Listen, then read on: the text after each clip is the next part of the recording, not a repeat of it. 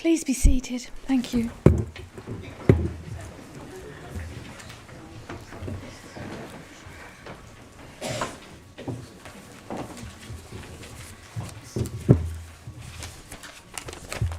Good evening, members, and as you can tell, I have no voice, so please be gentle with me. In fact, I think my group would be quite happy if my voice goes completely, but hey. So I welcome everyone to the full council meeting, including members, officers and any members of the public who may be attending remotely. Please be advised that the meeting will be live streamed and data collected during the recording of the meeting will be retained in accordance with the council's data retention policy. The recording of the meeting may be added to the council's website. The following staff are in attendance: the Chief Executive, the Monitoring Officer, Policy and Communities Manager, and Democratic and Electoral Services Manager. Agenda 1 is the emergency evacuation procedure. There is no scheduled test of the fire alarm, and if the alarm does sound, please leave the building quickly using the doors signed as fire escapes and assemble in the car park at the front of the building and await instructions. If there is anyone in attendance who might require assistance in evacuating the building, please make themselves known. Agenda 2, apologies for absence. I invite the Chief Executive to give apologies. Thank you very much, Madam Mayor. We have received apologies from Councillors Lloyd Chapman, Roger Clark, Kieran Golding, Rich Lehman, Carrie Pollard, Paul Stephen and Claire Martin. Councillor Bowen. Thank you, Madam Mayor. Councillor Tucker, as well, he's online but not present. Councillor Perkin. Can I give apologies for Councillor Gibson, please? Yeah. Any more, councillors? No. Thank you very much. Agenda item 3. Do members approve the minutes of the council meeting held on the 1st of October 2025, minute number 357 to 370 as a correct record? Agreed. Thank you, councillors. Agenda item 4, declarations of interest. Do any members have any interest to declare? Councillor Clark. Thank you, Madam Mayor. I have sought advice from the monitoring officer regarding agenda item number 9. I need to declare a non-pecuniary interest as a trustee of Mentalk Swale. Thank you. Thank you, Councillor Clark. Any more? Councillor Gould. Thank you. I suppose it also would be declaring an interest on the item number 4 of the agenda item 9, as I am a GP in Swale, and therefore increasing doctor-patient ratios would increase that. I don't know whether that counts to pecuniary or not. Right, I'll take the glasses down so I can see any more hands. Anyone else? Okay, thank you, councillors. Agenda item 5 is the members. It's going to be a long night. Mayor's announcements. So the 6 months have come up rather quickly, and between us, the Deputy Mayor and myself have done over 80 engagements. I've attended the dementia event, unveiling of Milton Regis and Kemsley signs, as well as attending Faversham Carnival and a number of events on Sheppey, which included an interview with Sheppey FM and visiting the Criterion and the Sheppey Little Theatre. Remembrance Sunday and Armistice Day was probably one of the proudest moments that I've had, where we remembered those who have given their lives for us. And I'd like to put on record my thanks to everyone that attended and members who laid wreaths on my behalf. I thank you for that. So coming up on Friday, I have got a fundraiser at Elvis and Creasy at Faversham, the luxury handbag place. I can see Councillor Sarah Stephen looking very happy because I think neither of us are bringing our husbands to the event. It is an event that is, I always go for shop local, and this is definitely going to be shopping local. So that is on Friday. If anyone does want to attend, please let Maria know. There are too many events for me to mention all of them because Christmas is coming, so I've heard. So, just to give you a little flavour, we've got a domestic abuse event in Faversham tomorrow, which myself, Councillor Ben Martin and Councillor Nundy are going to be at. We've also got Bobbing Christmas Fair, East Church Lights, Borden School Assembly for a white ribbon, Swale Youth Democracy event and celebrating Romanian culture. The other thing I wanted to point out, members, is we have got the food bank boxes. There is going to be one in the Mayor's Parlour, which I'm going to go and put in the members' room. Please, if you do feel you can, even if it's just a tin of carrots or some potatoes, anything that will help those families out there in our communities at this tough time, would be most appreciated. But I'm not going to strong-arm you, but I will be watching. So, on that, members, thank you very much. I think that's enough of my engagements. Agenda item 6 is questions submitted by the public. Councillor Harrison. If I might be permitted a question, Madam Mayor, on your engagements vis-à-vis the food bank box. I personally, with my family, donate to our local food bank. Who would be the recipient of the food bank box in this building? Thank you, Councillor Harrison. That would be the Swale Food Bank on the Eurolink. Any more? Okay, so agenda item 6, questions submitted by the public. One question has been received from a member of the public. Mr Greenhill is unable to attend tonight's meeting in person, and in accordance with Procedure Rule 3.1.34, I will ask the question on his behalf, and Mr Greenhill will receive a written response after the meeting.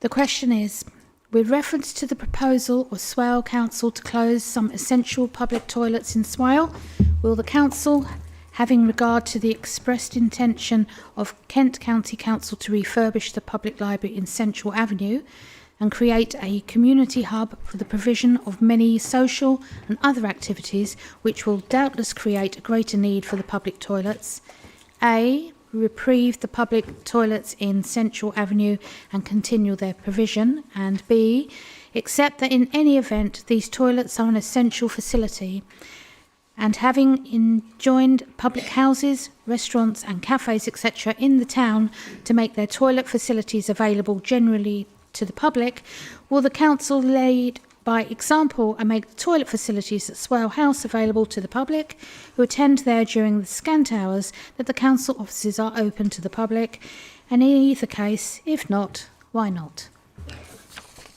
Councillor Worcester. Thank you, Madam Mayor. Can I just clarify, on my paperwork I've got Mr John Greenwood as the person asking the question. Did I not say? Oh, sorry, it is Greenhill.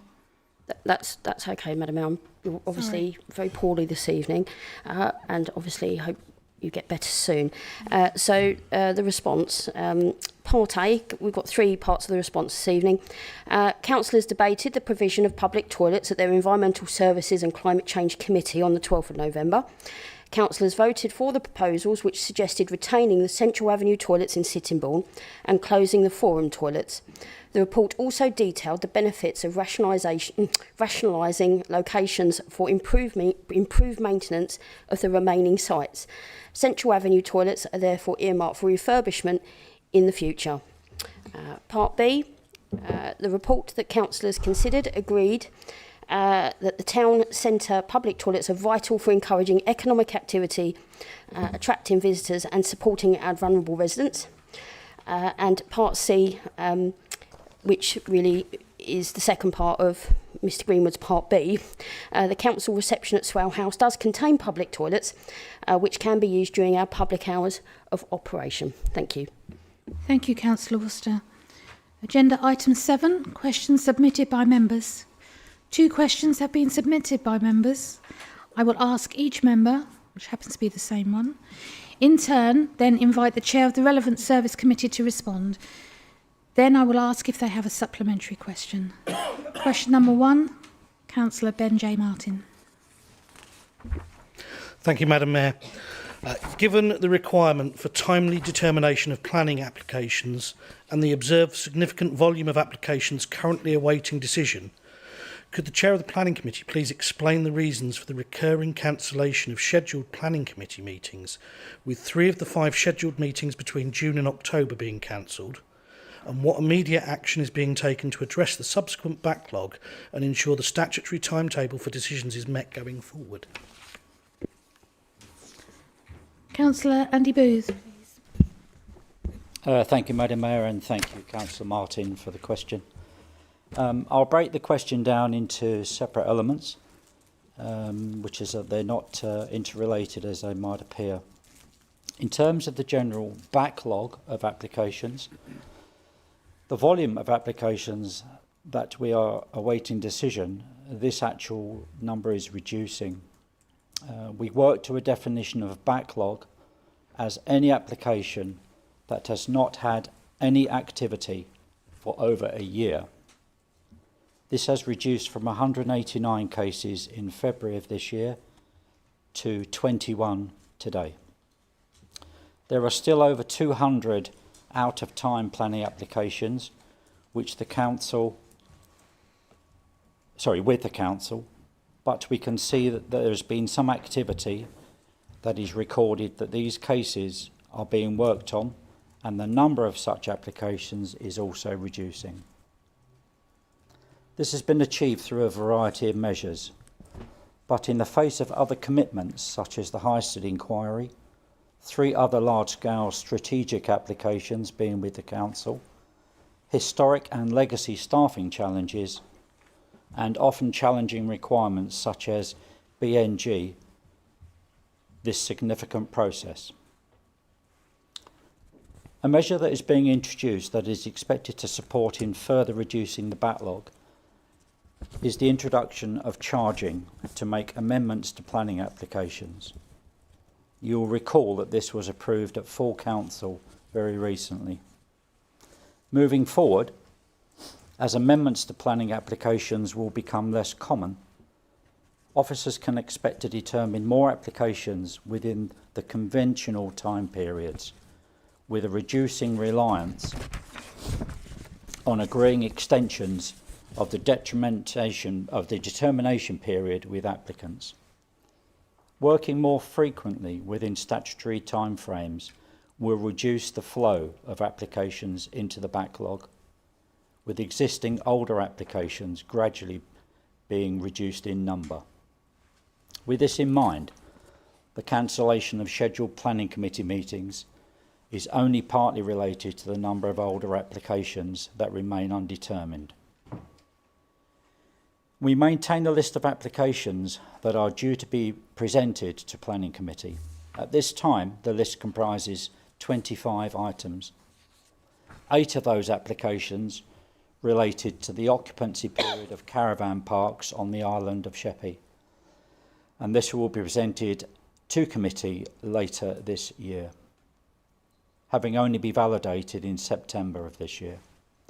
Of the remaining 17, 3 are strategic major applications of over 1,000 dwellings. And as members will be aware from a recent briefing, they are being worked on with the expectation that they will be presented to Planning Committee in early 2026. Of the remaining 14, there are a mixture of applications from this year or older applications where there have been ongoing discussions or problems identified that the applicant is attempting to address. It is anticipated that 4 or 5 of these will be presented to the Planning Committee meeting in December of this year. The backlog of committee items is therefore relatively small, but being worked on continually in most cases. In each case where the Planning Committee has been cancelled, the Planning Committee meeting has been cancelled, officers have sought my view as Chairman of the Planning Committee as to whether we should proceed. In each case, I have deemed that there have been too few items ready to be presented to justify the resource that would be required for that meeting. I have made a judgment in respect of each committee about the need for it to proceed based on the number of items, the urgency of those items, the potential risks of not proceeding with the planning committee, and the best use of resources. As a mirror of this example, I recently agreed to an extraordinary committee meeting being attended and added to the calendar. It is regrettable that planning applications do not arrive in a steady, even flow. But given that they cannot do that, I am pleased to be agile when considering committee members' time. There is therefore a link between all of the elements of the question, but they are also separate moving parts. Overall, I am confident that officers are committed to determining as many applications as possible in their timeliest manner without reducing the soundness or robustness of either their decision making or their recommendation making. As chairman, I echo the commitment and would end on noting the balance to be made, as with all things planning, in bringing items to the soonest practical planning committee, with also having an eye on the best use of resources. Thank you, Madam Chairman. Madam Mayor, sorry. Thank you, Councillor Booth. Councillor Ben J. Martin, do you have a supplementary question? Thank you. Thank you, Councillor Booth, for the very detailed answer. And I do share the confidence in the officers and the ability that's there, and my thanks to them, and I'm sure everyone's thanks to them. My concern, and I wonder whether you share this concern, is that we are starting to see a number, or certainly I am in my mailbox, of people contacting us that have made applications who are considering appeals for non-determination because of the time. Are you also concerned that that may have an impact on our budget going forward as more people consider that route? Councillor Booth. Thank you, Madam Mayor. Thank you, Councillor Martin. I think, as I've stated at a number of planning committee meetings, the decisions made by members of the committee is based on your technical knowledge, your heart, and also the financial impact that could impact this council. So I do share your concerns. I have regular conversations with senior officers at the planning committee, and we discuss the impact that could have. And I think it's mindful that all members of the committee do take that on board. Thank you, Madam Mayor. Thank you, Councillor Booth. Question 2 is from Councillor Ben J. Martin. Thank you, Madam Mayor. I thought everyone was able to ask questions. Could the chair of the Housing, Health and Community Committee provide details with the current number of pipeline affordable homes secured through planning section 106 agreements without a confirmed partner RP in place, and confirm if the council is encouraging the use of Homes England section 106 affordable housing clearing service? Councillor Hannah Perkin, please. Thank you, Madam Mayor, and thank you, Councillor Martin, for the question. A report on affordable housing delivery was presented at Housing, Health and Community Committee on the 28th of October. That report highlighted there are currently 15 approved sites with a total of 236 Section 106 homes with no associated register provided. Developers and registered providers are regularly signposted to Homes England to enable delivery, and additional grant funding has been enabled via Affordable Homes Programme 2021 to 2026 AHP, Homes England Strategic Partnerships HESP, and Recycled Capital Grant Funding RCGF. Thank you, Councillor Perkin. Councillor Ben J. Martin, do you have a supplementary question? I do indeed.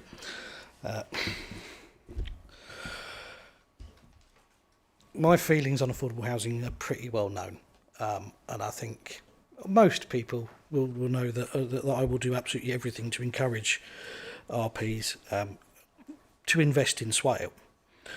With that, as Chair of Housing, Health and Community, do you have a message for the registered providers and those who are seeking to invest private funds in affordable and social housing with regard to dealing with this issue? Councillor Hannah Perkin, please. Thank you. Yeah, I guess the message is quite simple. We really want to work with registered providers. The people of Swale deserve to have those affordable houses in place and operational. So the officers, I know, are already really invested in reaching out to RPs, and I think that that's the same for councillors around the chamber as well. So if anyone is interested in investing as well, we'd be open to that, and we would encourage those conversations to happen. Thank you. Thank you, Councillor Perkin. Agenda item 8, the leader's statement. I will ask the leader to read his statement, and then I will ask the leaders of the opposition groups to respond in the usual way. Following that, I will invite other members to respond to the leader's statement. Members invited to speak will have 3 minutes. This item has an overall time limit of 30 minutes. To ensure broad fairness, I will try to invite responses from members of the administration and opposition groups in roughly equal numbers. This may mean that I will deviate from the order in which members have indicated a wish to speak. And members, please, if you do wish to speak, clearly wave at me, because I might not see you. Can I please ask all members that responses must be to the issues raised in the leader's statement? I invite Councillor Tim Gibson to give a verbal statement, please. Madam Mayor, thank you. And I too wish you well soon. Some would say it's not an illness, it's a gift. But I certainly wouldn't put myself in that camp. As leader of Swellborough Council, there is, as always, a whole range of matters that I could report on this evening, and of course many activities across the borough that I would ordinarily wish to highlight. However, I am mindful of the significant and pressing items before Council tonight, and I believe it's important that we devote our time and attention to the business requiring decisions. In that spirit, and out of respect for the importance of the agenda ahead, I'll keep my statement deliberately brief and cover pertinent issues at December's meeting when less constrained by time. In the meantime, I will touch briefly on a few pressing matters of particular relevance to our residents, notwithstanding, of course, what is to follow on this evening's agenda. Firstly, the continuing highways issues in and around the Sittingbourne area, and secondly, the pressures and difficulties within education provision in Swale, both of which, of course, are Kent County Council's responsibilities. These challenges have a direct and daily impact on our communities, and I want to reassure colleagues that I am continuing to raise these concerns directly with KCC leader and relevant cabinet members, and pressing for more effective action and clearer communication from them. I also wanted to place on record my welcome for the proposed reopening of the Faversham Cottage Hospital on the 2nd of December, having lobbied for its return. This is a real positive step for local healthcare provision and for our communities in the eastern part of the borough, and I hope to see this progress continue in collaboration with our partners. To close, Madam Mayor, I would like to conclude by expressing my appreciation for the continued professionalism and dedication shown by our officers during what are uncertain times, and to state that personally I remain committed to working constructively with all colleagues as we navigate the challenges and opportunities that lie ahead for us. Thank you, Madam Mayor. Thank you, Councillor Gibson. I invite Councillor Lloyd Bowen to give a response to the statement. Thank you, Madam Mayor, and thank you to the leader for his brief, and I'll be even briefer statement, because I agree with you in terms of the items on the agenda this evening. Totally endorse what you say about the highways. It is barking mad at the moment, and the impact of the roadworks on individuals, families, children trying to get to school, the economy, the environment, it is appalling, and there just doesn't seem to be much of an emphasis in trying to get this sorted very, very quickly.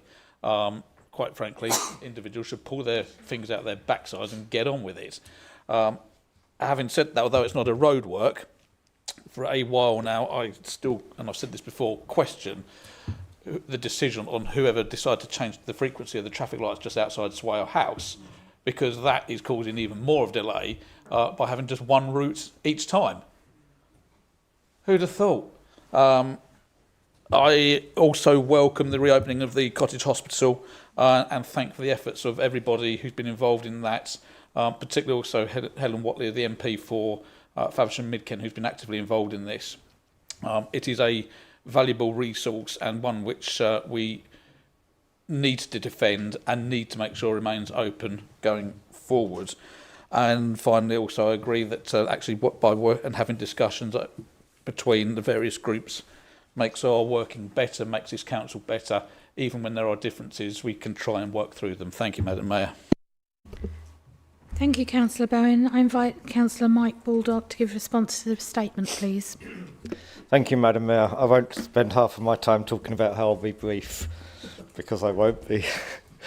Yeah, I'm glad that the leader mentioned the highways, because we have currently got in Sittingbourne West Street closed, which is causing complete mayhem.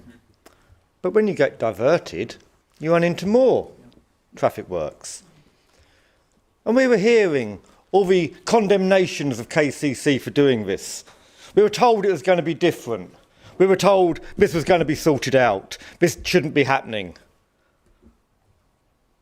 And life goes on with no promises delivered. You mention matters relevant to our residents. I have been contacted so many times about the Appleyard, and I would ask the leader if there is anything that this council can do, or if there is anything that he, as I believe it might be in his ward, if there is anything we can do to resolve or look at that issue, because I think it is a huge loss to the people of Sittingbourne and the people of Swale. And if there's anything we can do, let's try and do it. Now I'll shut up. Thank you, Councillor Baldock. I invite Councillor Hannah Perkin to give response to the statement, please. Thank you, Madam Mayor. Thanks to the leader for his statement.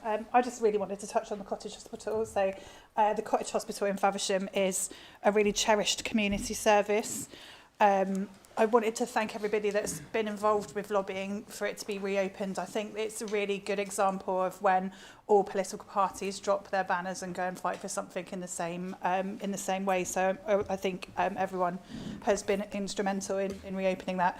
I think it's not just a good idea, it's not just a good news story for people that will use the Cottage Hospital in the future, but it's also a good news story for the staff who have had quite an uncertain time of it. So yes, very pleased to see that reopened, and thank you to everybody that helped.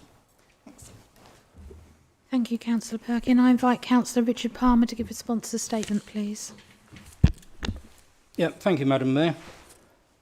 Yes, it is great news for Faversham about the Cottage Hospital, and it is great when people can work together. I'd just like to highlight, though, about highways. It was all approved under the previous administration at KCC, and education is something I have raised, and I'm amazed, but the new school proposed that Quinton may not come forward up until 2030. But don't forget, this borough is the local planning authority, and the gift is in your hands, because you keep approving these applications, putting further pressure on the education system, putting further pressure on the highways. Even if Kent Highways say it's hunky-dory, you can use local knowledge to say, no, it's not, and you can turn applications down. Other councils have done it and have been successful at appeal, fighting their cause. So it's not just a matter of wringing our hands and we'll blame somebody else. The government, previous government and this government haven't put the investment in. We'll be cutting funding from local authorities. We will feel the pinch for what's going to come in a week's time. And the Appleyard may be a victim of last year's budget, because if you speak to a lot of people with the national insurance rise, a lot of entertainment and pubs and small businesses have suffered, have struggled and closed. So sometimes it's nice to look at yourselves and think, well, when it was under our administration, what did we do? And what, as a planning authority, sitting on the planning committee, have we approved? Because there's a lot of housing that has been approved and they can't afford to deliver it. So the education people do not get the money to build the new school. So you need to think not just about what others might be doing, but what happens within this council. Thank you. Thank you, Councillor Palmer. I invite Councillor Alistair Gould to give response to this statement, please. Thank you, Madam Mayor. I join with the chorus of welcome for the reopening of the Cottage Hospital. Having worked there myself until being elected here, I know how valuable a resource it is for people who, in fact, not just residents of Faversham, but actually over a much wider area, to have that step down of ability, and how that then can help with the pressures on the acute hospitals. So that is a welcome part of the jigsaw of getting people out of hospital and back into their own homes as quickly as possible. So I join with the chorus of welcoming that one. Thank you. Thank you, Councillor Gould. I invite other members to give response to the statement, and the first hand I saw up was Councillor Whiting. So, Councillor Whiting, please. Yes, thank you, Madam Mayor. I won't keep members long, but I really was quite grateful that the leader had mentioned education. Of course, that's been a topic of conversation and debate in this chamber many times. I just wanted to draw his attention and then perhaps ask him a question.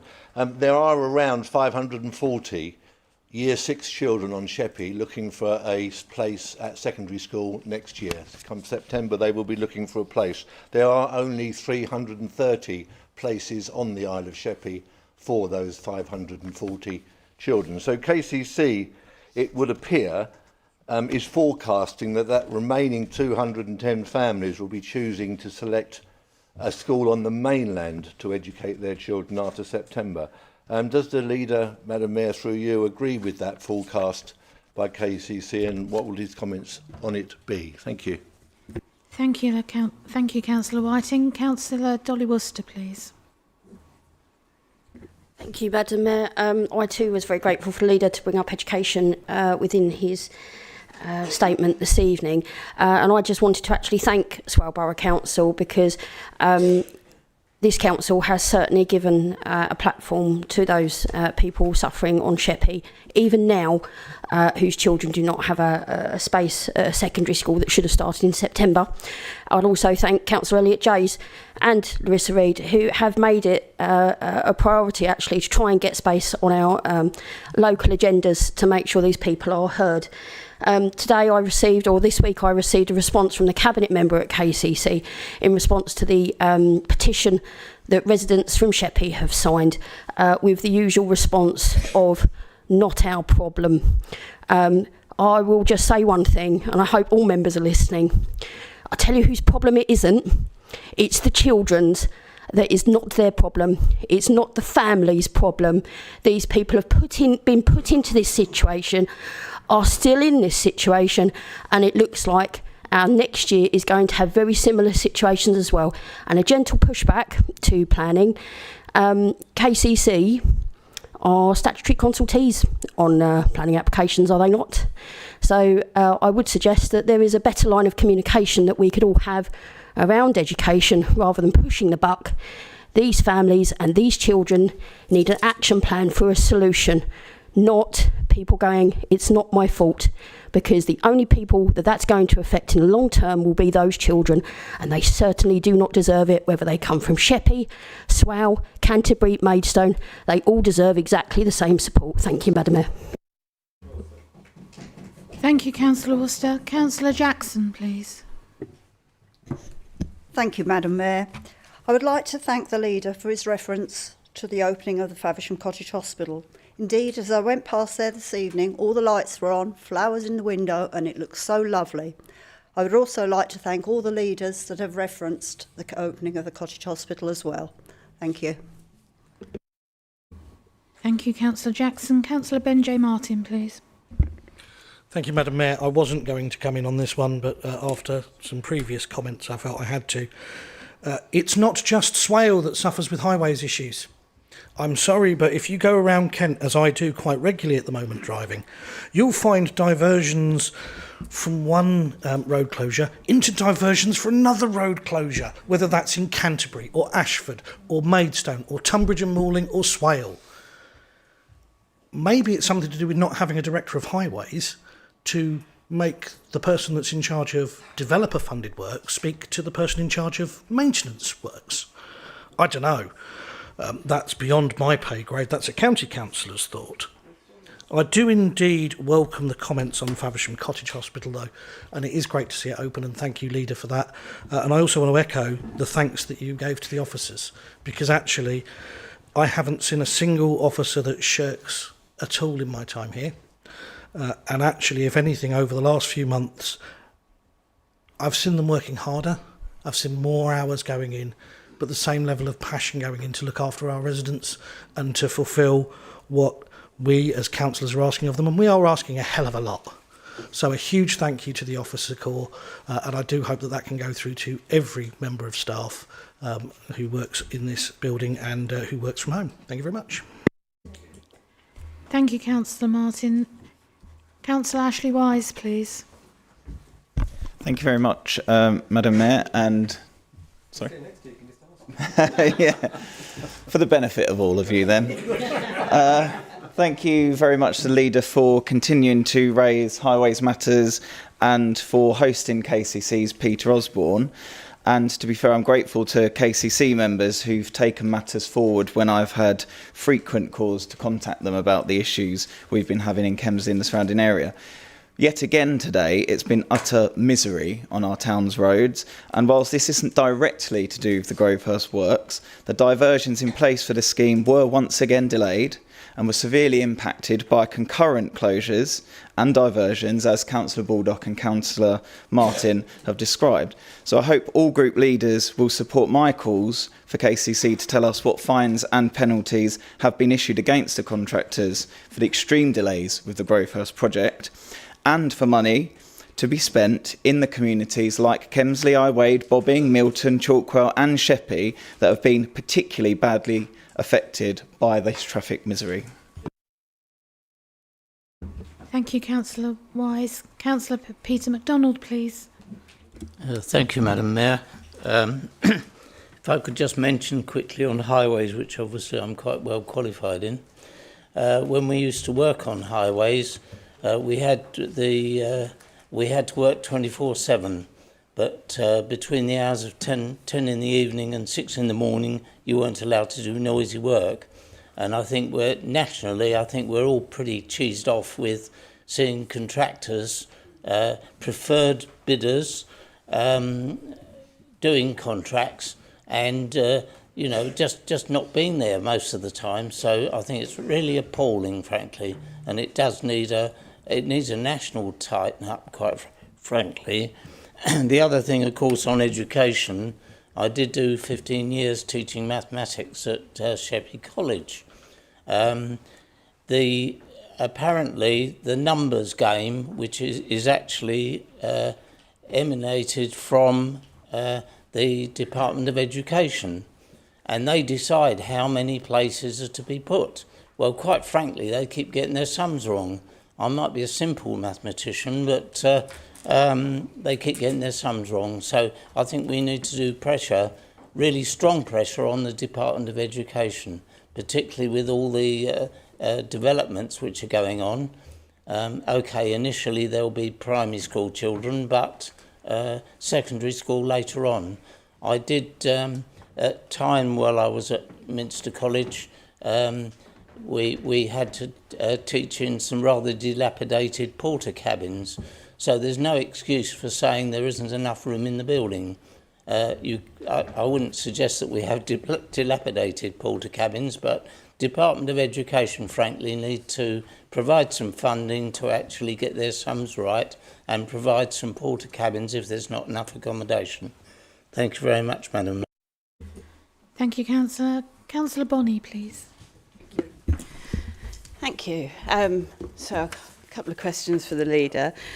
Firstly, to say I'm absolutely delighted that everyone's pulled together and, well, it's a statement to you to say well done and thank you, and all the groups on the Cottage Hospital. I happened to be in their minor injuries this morning, unfortunately, but it was a marvellous service and I was only there 2 hours and they got the x-rays done and back, and it's a fantastic service. And my question to you that follows that is that's a fantastic service for Faversham, but we don't have that in Sittingbourne, and we are the biggest town for the whole borough.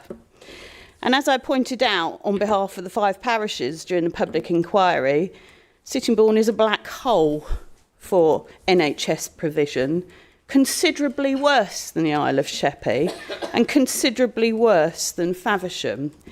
And I'd ask the leader what he's going to do about this and how he's going to take this forward. When in the public inquiry, the ICB, who I have to say I haven't got many kind words about for their commissioning of services, certainly within the Sittingbourne area, is that they have no plan and no budget to improve the GP ratio. And that was their admission because, quite frankly, they were asking for a GP provision on the northern application of Highstead Park, knowing that the money was insufficient, knowing they were running headlong into a problem where they couldn't deliver a surgery. And when we looked at the schedule of developer contributions, they hadn't got a cat and hell's chance of finishing it off. So that doesn't sit comfortably. So that leads me on to the second question, is when you lodge a planning application in Swale, unlike Maidstone, we have a shared services. And in Maidstone, when you put an application in, you're asked to put in a Section 106 agreement. We simply ask for heads of terms. Now, given the backlog we heard of tonight in planning applications, and given that Section 106 agreements seem to be very late in the day, would it not be a good idea, Leader, that we change our policy on that and force developers to be upfront with their commitment? And why this is important, quite rightly, as Councillor Palmer says, is we have a choice whether to approve this. But many members don't bother reading the Section 106 agreement, and it is absolutely critical. It is the mitigation for it. And if you don't understand it and you blithely accept it, you're part of the problem. And why that's important, because in the inquiry, Time, Councillor. I got heat. I got heat because I had actually bothered to read it and told my group. And we pointed out that in a room full of barristers and lawyers, the education clause didn't work and they had to redraft it. So it's Councillor important. Bonney, I'm sorry, time. Thank you. Councillor Leanne Moore, please. Thank you, Madam Mayor. Just obviously on the education, obviously I've got a personal interest in this, as my daughter is one of the children still not at school since July, and have lobbied against everyone to supply this. You know, speaking with parents who are panicking about next year, about March, because it's majority as well at the eastern end of the island, because the children live too far away from the school, and nothing is still being done. Thank you, Councillor. I can't see any more hands. I invite Councillor Tim Gibson to respond to members' comments, please. Councillor Gibson. Thank you, Madam Mayor. So I'll start with Councillor Boyne. You mentioned the traffic lights outside. Strangely enough, literally only just over a week ago now, I met with Peter Osborne, who's a cabinet member for highways, and that was one of the issues that we raised. There is a reason, and the reason being that they installed pedestrian crossing there. Bizarrely, if you wish to cross from where the ambulance station was to where the car park is, you press a button, you wait, and the lights change. But they don't just change for that one road. So they stop all four arms of that junction for people to cross there. So you think, well, what's the issue there? Well, it's a 3-minute issue, so it won't change for another 3 minutes. So sadly, if you've arrived at that junction and the other two then start moving, you're waiting 3 minutes, 6 minutes, 9 minutes, 12 minutes, and that backs up the road here. And the point I made as well around the whole gambit for this Crown Key Lane / Bell Road junction is we've got a box junction outside. You wouldn't know because you can't see it. So I've asked for that to be remarked as a priority. And in terms of income generation, with a camera out there, they'd earn a fortune from it because, quite frankly, people just ignore it. And that leads to the problems and issues as well. Also, when it does back up, by the time people get it in gear and say, oh, it's moving now, and start moving forward, there's a gap. And, of course, the detection on the system doesn't pick them up, so it thinks there's nobody there, so it shuts off the lights again. Yeah, I mean, you really couldn't script it, and it's far more technical than I wanted to get this evening in this forum. But they're the sort of things, you know, that I was raising, along with the growing metal kind of steel and aluminium hedgebacks. And when I talk about those, I'm talking about things like the signs, the diversion signs that grow in the hedgebacks because they've been left there for long enough. And members, you could help me here, because the response I got from the officers on that one is, well, there's a reporting tool, you need to report it. I've only got one person for the area, so if you report it, then we'll get it resolved. And frankly, my own experience says that doesn't happen. But anyway, there we go. Spoke about diversion routes, all of those things being, you know, kind of just almost like an adhocracy. And you get emergency closures. Yeah, I get that when they are emergencies. But when they're emergencies and you see people sitting there for days with their feet up in a van on a mobile telephone, just watching lights go on and off merrily, that becomes a frustration. Councillor Baldock, you mentioned matters relevant to residents. Time, Councillor. Really?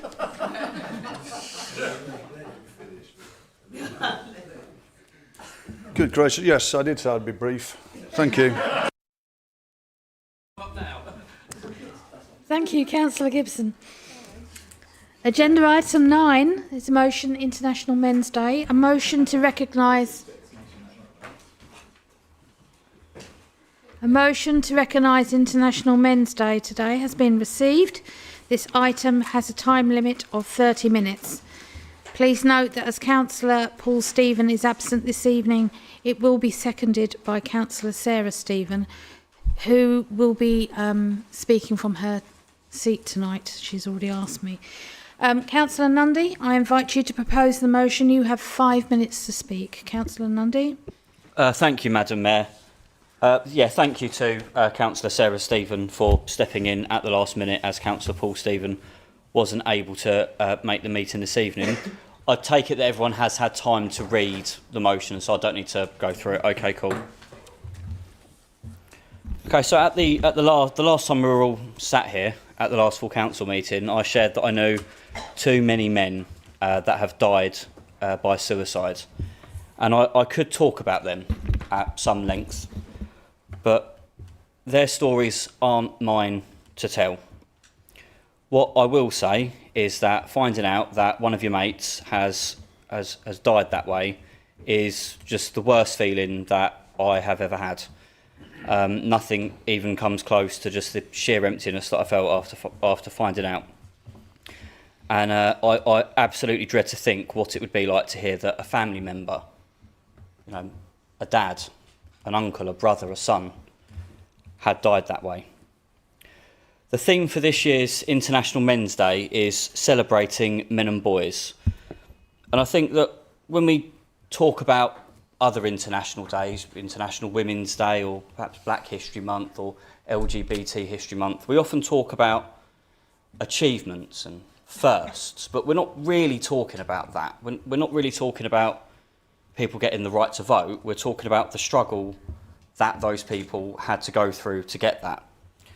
And I think if we're going to celebrate men and boys, pats on the back they're only going to go so far. And what we really need to talk about is the struggle that men and boys are facing at the moment. What we need to talk about are the toxic gender roles that society places onto men that leave them feeling at breaking point, that push them to breaking point. We need to talk about the stresses that these gender roles put on men. You know, the idea that men have to be the breadwinner in a relationship, or the idea that men aren't allowed to show emotion or talk about their feelings, or even something just as simple as not liking things that are considered manly, or wearing a pink shirt, or other ridiculous things that men say to each other. Swale ranks the third highest borough in Kent in terms of suicide rate, with an average of 12.8 suicides per 100,000 people and a rolling average of 18 to 20 men per 100,000 people. That is in line, but is above average nationally, where men account for over 75% of all deaths by suicide. And Swale also ranks in the top 30 to 35% in terms of the amount of people that die that way. That's shocking. It's awful, and it is unacceptable. The reasons for such a high rate of suicide in men are varied, and different groups give different explanations.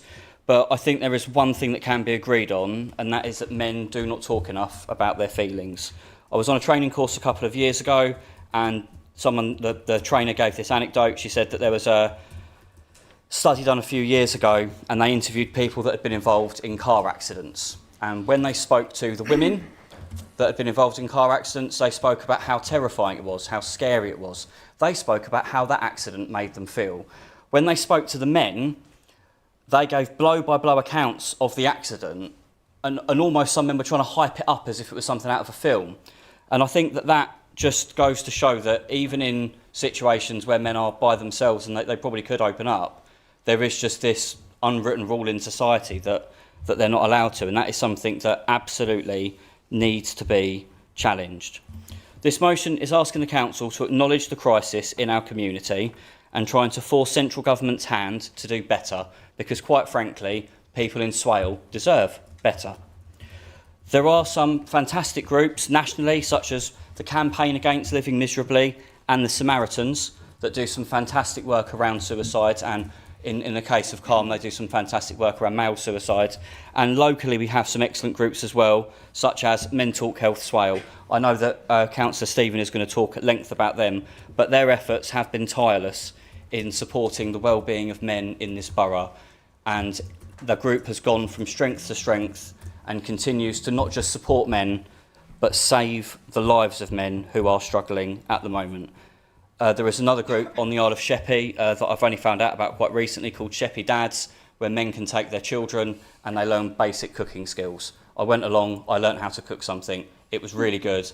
And what was really, really good was watching men interact with their children and build that family relationship.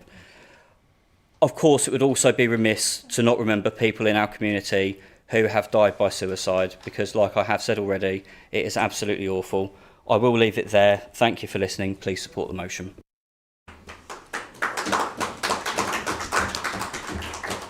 Thank you, Councillor Nundy.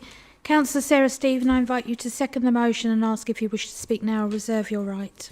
Thank you, Madam Mayor. I'd like to speak now. I'll second the motion.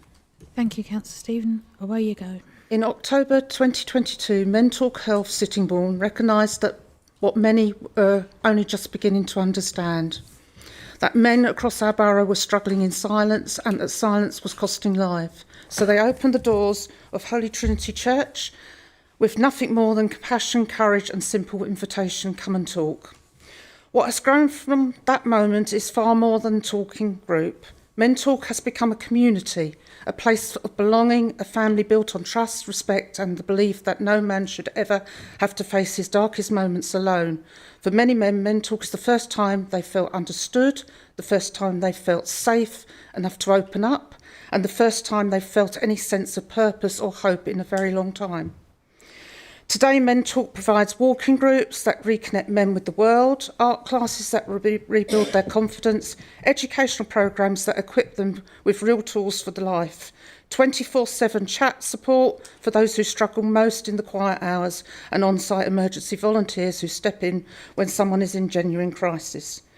They also maintain 15 acres of land, a peaceful grounding space where men reconnect with nature, work with their hands, clear their minds and rediscover the simple truth that they matter. It's a place where conversations flow freely, stigma falls away and purpose grows naturally from being outdoors together. This isn't just support, it's a lifeline, a chance for men to rebuild identity, meaning, purpose and hope. And the results are extraordinary. With the support of mayors past and present, Swale Borough Council and the Deputy Lieutenant of Kent and the High Sheriff of Kent, Mentalk registers as a CIO charity and has become one of the most trusted grassroots organisations in Swale. Over 1,200 men have registered since October 2022 and 50 to 60 men attend every Tuesday evening without fail. And most importantly, and this must be heard with absolute clarity, Mentalk Health has not lost a single man to suicide, not one. But they do walk closely with the families of those who have been lost. They support the bereaved with compassion, understanding and guidance. They help them find meaning, unlock understanding. When they are ready, rediscover purpose by helping others stay alive. They honour the men who are no longer here by fighting fiercely for those who still are. Mentalk is now ready to expand on Sheppey. They do so with strong community backing from Sheppey Matters, Sheppey United Football Club and Sheppey Rugby Club in Faversham. And in Faversham, they are supported by the current mayor and the vicar of St Mary of Charity Church. This is a movement spreading because communities trust it and because men need it. But to reach the men who will never book an appointment, who won't call a helpline, but who will quietly absorb a message on a billboard during a daily life, Mentalk needs your help. Tonight, they ask Swale Borough Council to work with them to identify and secure billboard locations across the borough, enabling local people life-saving messaging to reach those who need it most. In return, Mentalk will proudly credit Swale Borough Council on its programmes of education, podcasts, wellbeing sessions, events and campaigns. This is more than a partnership, it is a united stance, a visible commitment that Swale Borough Council and the Mentalk Health stand together for suicide prevention, resilience and hope. And so tonight Mentalk respectfully asks the Council to formally declare its full support. This declaration will appear on the next wave of Mentalk billboards. A clear message to every father, son, brother and friend that this Council stands firmly behind grassroots life-saving action for men's mental health. Thank you, Madam Mayor. Thank you, Councillor Stephen. I open the debate for members to debate the motion. Councillor Bowen, please. Thank you, Madam Mayor. This motion is both timely and potentially necessary as we approach in the time of year where I understand mental health and suicide, sadly, are at their peak, and I acknowledge that the knowledge others have on this subject is far, far greater than my own. I am supportive of the core aims set out here, especially the commitments to destigmatising men's mental health, promoting available support services and calling for improved access to care from central government and the NHS. However, while I'm broadly supportive in principle, in particular the point about raising awareness in schools, which would help if we could educate and nip things in the bud early and acknowledge that talking about feelings isn't a girl's thing, it should be an everyone's thing. I do have concerns about specific elements of the motion that, at this moment, are stopping me from agreeing the motion. In particular, the proposal that the Council pay tribute to the men in our community who have tragically died by suicide. This raises sensitive and complex issues. Many families may not wish for their loved ones to be referenced in a public or political forum, even collectively. And we must take great care not to inadvertently cause distress or appear to use personal tragedy symbolically. Furthermore, there are cases where I really would not want to be paying tribute to those who take their own lives. Some do because of events that they have inflicted of their own accord and broken the law. I would never pay tribute to the likes of Harold Shipman as an example, and an extreme case, I agree. I would have preferred that we instead acknowledge the broader impact on suicide on our communities and reaffirm our commitment to prevention and support, without implying that we are speaking on behalf of bereaved families or paying tribute to, frankly, some evil individuals. There are also a few wider considerations the motion does not fully address.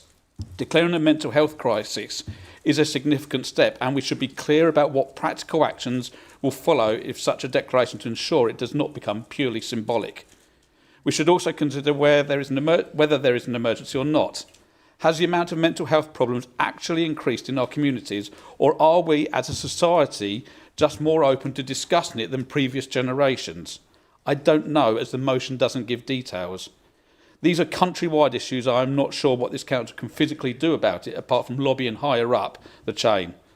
Additionally, while the motion calls for a communications campaign, we should be mindful that awareness raising must be paired with clear pathways into services. Otherwise, we risk encouraging people to seek help that is not readily accessible. This could also cover support for other factors affecting men's and others' mental health, such as poverty, housing insecurity, unemployment, social isolation, division and racism, all of which are relevant in Swale. In summary, I welcome the spirit of the motion and I share the desire to support men and boys in our community with their mental health, but as it currently stands, and as much as I would like to, and I really would, Time, councillor. sadly, and this is making me sound like I'm opposing this motion, which I'm not, I don't know if I can vote for it as there's not enough information and the terminology. Thank you, Madam Mayor. Thank you, Councillor. Councillor Mike Whiting, please. Oh, thank you, Madam Mayor. I was going to be very brief, really, because I do support the motion. I was wondering, though, whether we might just beef it up a little bit with an amendment, perhaps to 4, which doesn't just call on central government, and in 5 call on schools, but perhaps we resolve to ask the leader to write on behalf of the council to central government, to the Kent and Medway NHS and Social Care Trust, and to our local schools, making the points that are made far better by the proposer and seconder than can be made by me. Thank you. Thank you, Councillor Whiting. Do I have an amendment being proposed? Do I have a seconder? Thank you, Councillor Baldock. Do you wish to speak to the amendment, Councillor Baldock? No, I think it's quite straightforward and clear. Okay. Does anyone wish to speak to the amendment? Councillor Harrison, please. Only to say, Madam Mayor, I shared a lot of the concerns from Councillor Bowen earlier, which I will say when I get round to speaking. And I don't think, we could amend this bit and we could amend that bit. No disrespect to the proposer, but I was reminded about the dog's breakfast motion that came up about the asylum seekers over on Sheppey, which was not the intent of the proposer at the time, but that's how it came out. And I think it's not for us to sit and amend. They really need proper thought going into them before they come before members. Thank you. Thank you, Councillor Harrison. We'll now debate the amendment. Councillor Palmer, Richard Palmer. Yeah, on the amendment, I think it's fine. However, writing to schools might not be the most appropriate way, because I think it's such a delicate issue that you need professionals, the health authority, the mental health teams, particularly the paediatric mental health teams. And I have had a discussion with the senior consultant in childhood mental health, and he actually said to me, if you can tackle mental health early in people, most mental health in adulthood stems from childhood, and bringing it to the attention of children. But I think, I agree with the sentiment of the motion, but I think for the council to write to the school, we are not the professionals. I agree with government and I agree with the health authority. It needs to be professionals and dealing with the schools rather than we're sending something in which probably won't pay much attention to. Thank you. Thank you. So we are speaking to the amendment of the motion that's before us. Councillor Worcester, are you speaking to the amendment? Yes, Madam Mayor, thank you. Just really quickly on the amendment. I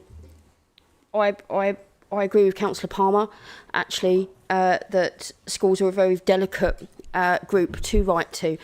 But on the amendment, we are missing so many elements of where this work actually needs to sit. For example, in our home education, in our NEETs, which are children not in education or training. So, for example, in our schools at the moment, they have very, very competent people looking at mental health and family liaison officers and things like that. I just wanted to bring that consideration to the council that actually in Swale we have an enormous amount of children that do not take part in the regular timetable of schools. So I think we need to be considering that as well, Madam Mayor. Thank you. Thank you, Councillor Worcester. Councillor Last, were you wishing to speak to the amendment to the motion? Thank you. Just for a point of interest, really, yesterday this government announced a men's health strategy, and they are looking to break down the stereotypes of men and using schools and education to educate. So going forward, in years to come, I think the issues we've got here will be resolved. So my writing to amendment that is to write. So what I would like to say is that the amendment, it's going to happen anyway. Thank you. Councillor Baldock. I'm wondering if this is my right to reply, actually. But I just think that a lot of the stuff that's been said in response to this amendment hasn't got a great deal to do with the amendment. The amendment isn't taking anything away from what's there. It's just asking us to write to central government and to the appropriate bodies and to schools, asking them to promote mental health awareness, maybe letting them know about the services that are there, that obviously not we don't promote, but it's just asking people, the authorities that have some sort of influence to do something. I don't really understand why that's so difficult to comprehend.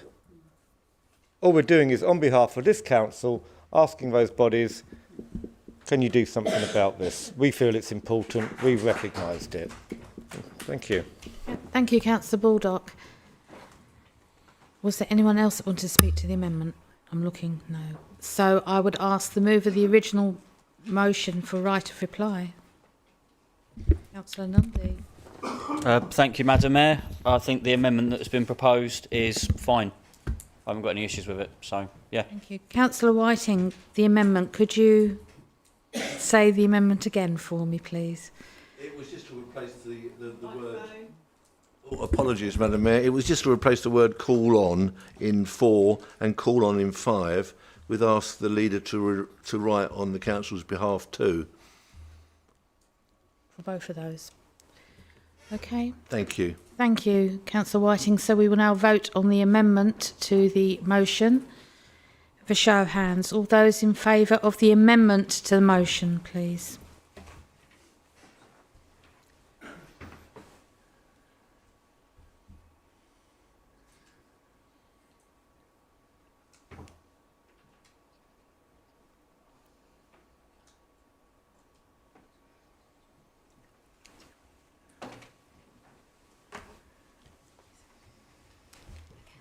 Any against? Any abstentions? The amendment is carried.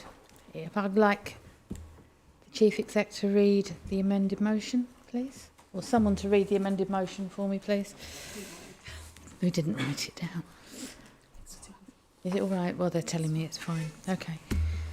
Excuse me a moment.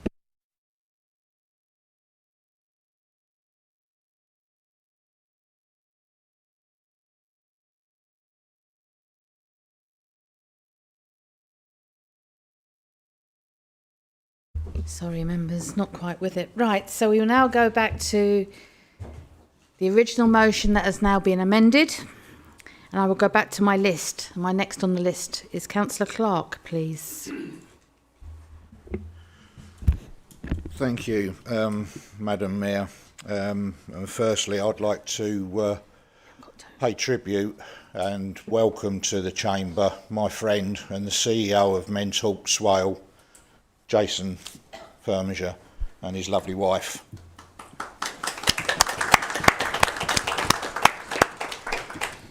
I wasn't going to actually speak on the motion.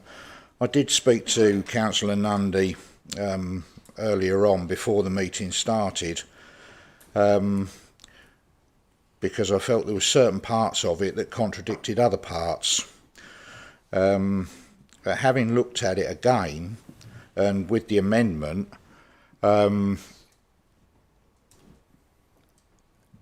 it makes it a lot clearer, and I did speak to Jason before the meeting, and he expressed his views to me, which I've taken on board as well, certainly to paragraph 6. That was one of the paragraphs I had a problem with, but after speaking with Jason and speaking with the proposer, I think that is quite a powerful part of this motion. I first became involved with Mentalk, and I'm specifically talking about local now, about 2 months after it opened as a service user. From there, when it was my mayoral year, I got more and more involved with the organisation, which at that particular time wasn't a charity. And I got to know Jason very, very well. We had a big event up at the Woodstock Club, where we had lots and lots of people from all different walks of the health service and other local charities, including Swale CVS. And later on, following that, I was kindly asked if I'd like to be a trustee of Mentalk. It is one of the best things that has happened to men's mental health in this town and this borough in many, many years. As other speakers have said, Madam Mayor, men aren't encouraged to talk about their feelings. Sorry, I'm getting a bit emotional now. I wouldn't be here today if it wasn't for Mentalk, for all the friends that I've made, the men that go along to that church on a Tuesday evening. I was going to put something forward on this proposal, but I won't now. I will just wholeheartedly support it with the amendment as said. Thank you, Madam Mayor.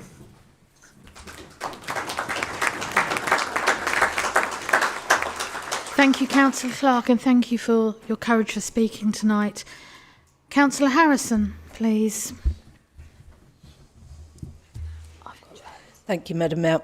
As I said earlier, Councillor Bone has said a number of things that I support, but specifically, what I will say first of all, I did sit on the briefing that Simon arranged, and I thought it was excellent. It was so normal, down to earth, talking like not like somebody up here about with all the technicalities, but actually talking as we understood. I was very impressed with the work that they do. I just thought I'd say that. When I read this, I thought, declare a mental health crisis. And where's the figures for declaring a mental health crisis in Swale? There are problems in Swale with mental health, as there are in the entire country. And indeed, if you were to read some of these newspapers, everybody in the country's got a mental health problem. They haven't. But I do like facts and figures, because we are very supportive in Swale where there is major concerns which affect major amounts of people. And I am, of course, referring to the climate crisis, the housing crisis, the facts and figures that we all put forward in terms of those. And so, yeah, where's the figures for the mental health crisis? And that's what I have a problem finding my head around. We have already passed a motion in this chamber about lobbying at every opportunity to get an increased number of GPs per patient ratio. No, more GPs per se. We'd love to have it like London, but we're never going to get there. But any new GPs is better than nothing. So this was really what my concern was. There are some organisations who do a very good job in Swale on this particular issue, as there are a lot of organisations in Swale that do a very good job on a lot of other issues. I don't see those as being a crisis, I'm sorry. And I most certainly agree, as I said when I was on KCC, if you put the money in for mental health, I'm not going to bend because it's hurting, down here, then no, you're not going to pay £1 million a year to put somebody in a bed the other end of the country. you know, if you look at the finances, it makes sense to put the money in at the very, very, very, very, very lowest level. They just could not get their head around that. So, yes, I know there are problems accessing, but I would not go so far, Madam Mayor, as to say that there's a crisis. Thank you. Thank you, Councillor Harrison. Members, I've got 10 more speakers to speak on this important motion tonight. I will extend the time on this motion, but I'm afraid I'm not going to be able to accept any more speakers on this motion because, as I said, we've got another 10 to go. Thank you, members. Next is Councillor Braun, please. Thank you, Madam Mayor. I do believe this conversation is important, but I find it disappointing that it's geared towards men and boys. Women between the ages of 16 and 24 are almost 3 times as likely to experience a common mental health issue as men of the same age. 25% of women and 10% of men between the ages of 16 and 24 report having self-harmed at some point in their life. Today, women are 3 times more likely than men to experience common mental health issues. In 1993, they were only twice as likely. Rates of self-harm among young women have tripled since 1993. Women are more than 3.5 times more likely to experience eating disorders than men are. On top of that, it's estimated that women actually are 10% more likely to attempt suicide than men. Those figures aren't resulted in the death numbers, but they are more likely to attempt to take their own life. Thank you, Councillor Braun. Councillor Perkin, please. Thanks. That's a difficult thing to follow. I'm actually really pleased to speak in support of the motion. It is International Men's Day, and if it was International Women's Day, it would be absolutely right and proper not to talk about men on that day. So I very rarely don't talk about women, but I'm not going to today. So yeah, I'm really pleased to speak in support of the motion.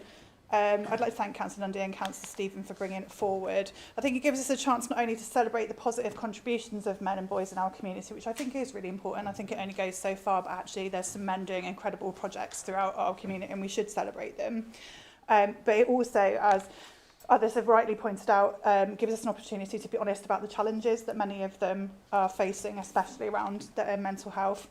As Councillor Lundy said, we all know the statistics and that men make up roughly 3 out of 4 of all suicides in England and Wales, which is a shocking statistic on its own, but behind that statistic are people's families, people's dads, people's brothers, people's friends. And far too many men still feel like they can't talk about how they feel, or they can't reach out for support for fear of it making them look weak, and it's simply not true. And the stigma is something that we all need to work together to tackle. I completely agree that charity organisations are often the lifeline for men who feel they've got nowhere to turn. They do an absolutely brilliant job, and I also wanted to give a quick shout out to the men's shed at the Physic Garden in Faversham. But they can't do all of it on their own, and it is all of our jobs to make sure that men get the support they need when they need it. Declaring a mental health crisis for me sends a clear message that things need to change. Swale does have the highest levels of anxiety disorders in the whole of Kent, according to the Kent Public Health Observatory. And calling on central government and the NHS Trust to improve doctor-patient numbers is something, as Councillor Harrison has rightly said, we have campaigned on for quite a long time, taking Councillor Bonney's important point earlier as noted. The motion is compassionate and it's practical and it has my support. The patriarchy hurts everyone. Let's smash it together. Thank you, Councillor Perkin. Councillor Winkless, please. Thank you, Madam Mayor. I have a friend, a female friend, that has had a 5-year training and is a mental health counsellor. Now, the biggest amount of people that go to her surgery are men, threatening to commit suicide. She has got women on her case books, but it's mostly men. I used to work in the rail industry. I refer to this quite often. The amount of suicides have taken place on the railway, especially in the London area where I worked, is horrendous. There's far more than women. I fully appreciate that women have their issues, but as has been said this evening, men tend to keep it inside them because it's a thing that they like to be macho to hide it. Women tend to talk far more and get it out their system. So I will be supporting the motion. Thank you. Thank you, Councillor Winkless. Councillor Thompson, please. No, I'd just like to, thanks, Mayor, just like to highlight some other points just regarding the increase in digital pressure, or if you like, the modern system on people who've already suffered from mental health. Come across a few issues in it recently, and a few of them said to me, how can we push forward to get direct access so they haven't got to go through, unfortunately, Alice is probably great, but they don't want to go through their GP. So that was one of the things. And prevention for me, because there's been an increase in mental health issues in people relapsing. I wondered if there's anything we can put in regarding people being able to get assessments much more easily and walk-ins much more easily, because that's become an issue. And also police understanding and training around that when someone relapses after they've been mentally ill for some time and then they've been okay for some time, they fall off the radar and then come back in, and it's been increasing. I've noticed an increased number myself, so I don't know whether that's something we can bring in or make aware of. But also service providers regarding housing, whether they can also sort of take a responsibility for people who are vulnerable or have a mental health issue, in terms of them being able to communicate instantly with their service provider or their preferred provider under their social housing, which currently isn't happening very well. So just points really. Thanks. Thank you, Councillor Thompson. Councillor Worcester, please. Thank you, Madam Mayor. So I don't speak this evening tonight on behalf of myself. I have a husband, and that husband has a particular public-facing role in his everyday job, and I thank him every day when he walks out my house, not knowing if he's going to come back, potentially being involved in quite a number of different things that are very detrimental to his mental health, actually. So when I looked at this motion, I'm not overly in favour of motions coming forward where we make a great big grandstanding gesture of having the motion and then having not a lot of action after the motion is passed. So I would like to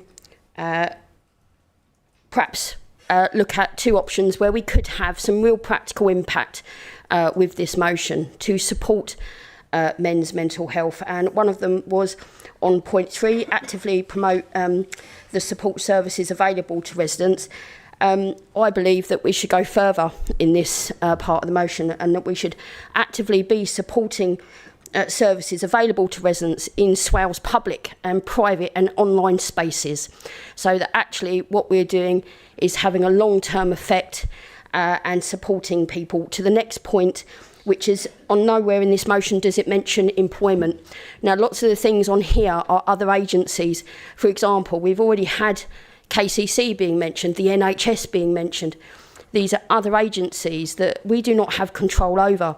However, what we do have control over is when we give our service contracts out and when we look at our employment and our own social responsibility, which I know Swale takes very seriously, there is the opportunity there that we could be looking at mental health and adding that to our social responsibility to make sure those people that are either employed by Swale Borough Council or those people that are employed by contracts attached to Swale Borough Council, we are asking those questions and we are making sure that we are accountable on a very practical level for this sort of thing.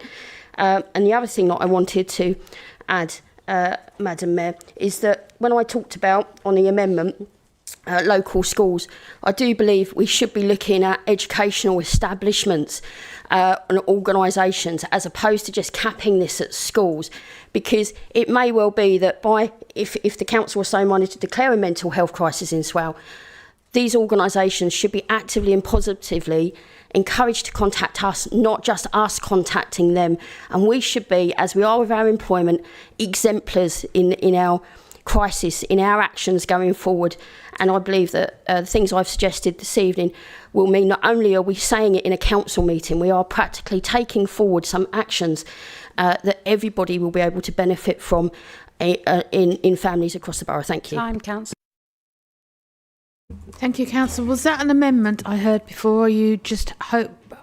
I'm looking at the chair of Housing, Health and Communities here, whether you'd want that discussed at that committee to beef it up, or what would you like, Councillor Worcester? So if that motion's passed this evening, I believe that, for instance, we could take it as an amendment, or actually it's more of a mindset change, and we should be pushing it through our committee work as well, Madam Mayor. So I haven't written down an amendment.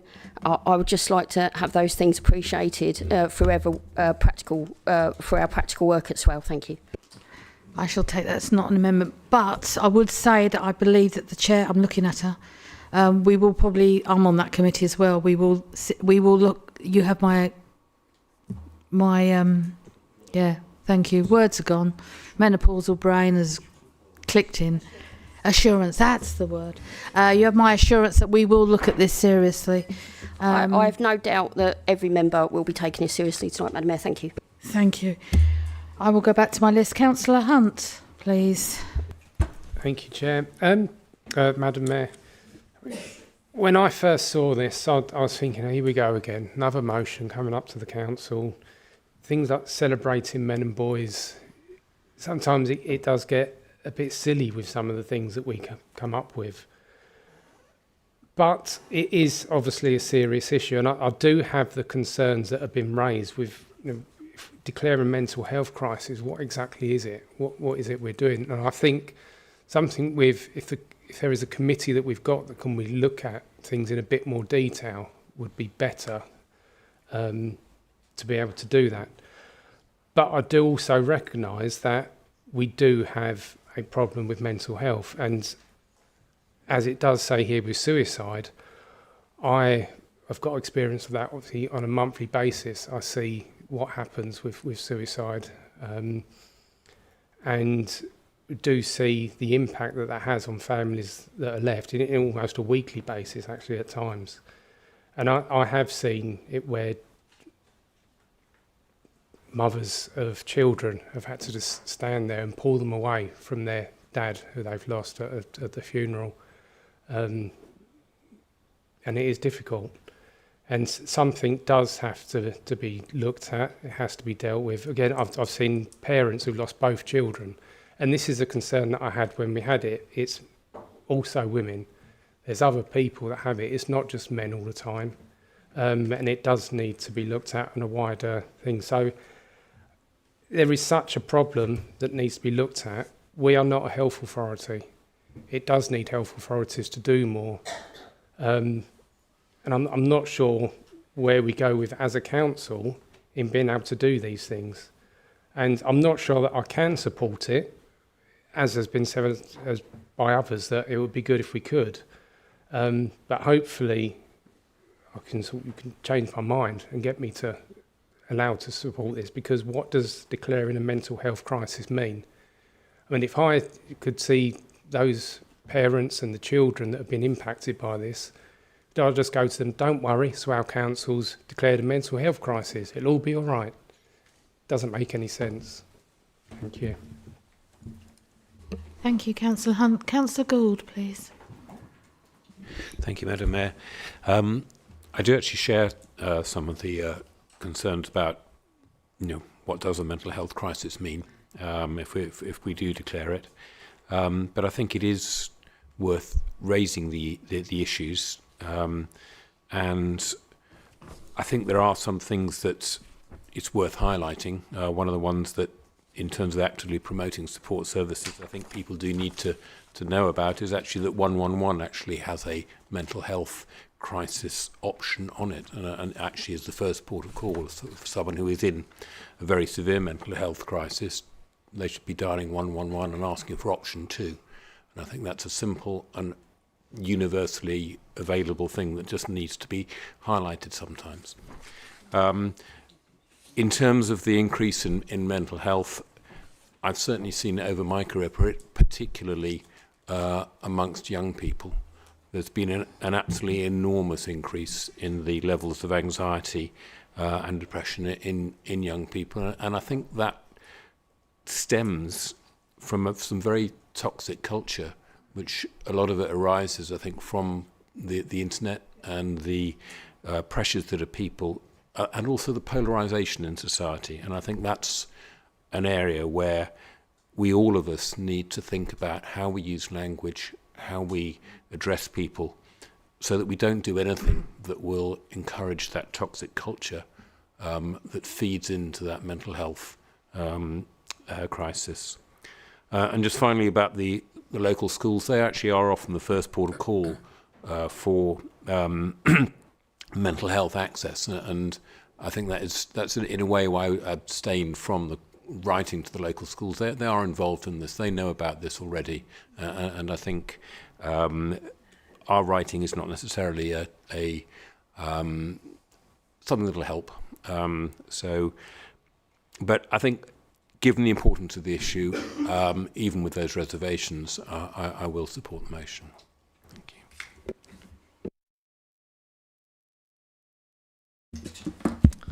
Thank you, Madam Mayor. There was going to be a few things I was going to say, but yeah, I'm not going to. There is one thing I understand. This is International Men's Day. I just feel uncomfortable in Part 6 paying tribute to the men in our community. I just think that the rest of this is fine. I'd like to see it changed to pay tribute to those in our community. I don't think this is a sentence to be just applied to men. It does apply to everybody in the community who has died by suicide, so I would like to just change those two words. It's an amendment, I guess. Do you have a seconder for that amendment? Second. Thank you. Does anyone want to talk to the amendment? No. Madam Mayor, could Councillor Baldock, sorry, that came out completely incorrectly. Could Councillor Baldock just clarify what the amendment is, please? Under Council therefore resolves to number 6, pay tribute to those in our community who have tragically died by suicide and the families, friends and colleagues they have left behind who continue to suffer. Yeah, so myself and Councillor Stephen are happy to just accept that as an amendment if that's going to speed the process up. Yeah. So we need to vote on it. Yeah. No. That's fine. If you're happy with accepting it, we'll take that as the motion. Yeah, we're both happy to accept that minor change, yeah. Okay. Thank you. I'll back to my list. Councillor Kavanagh, please.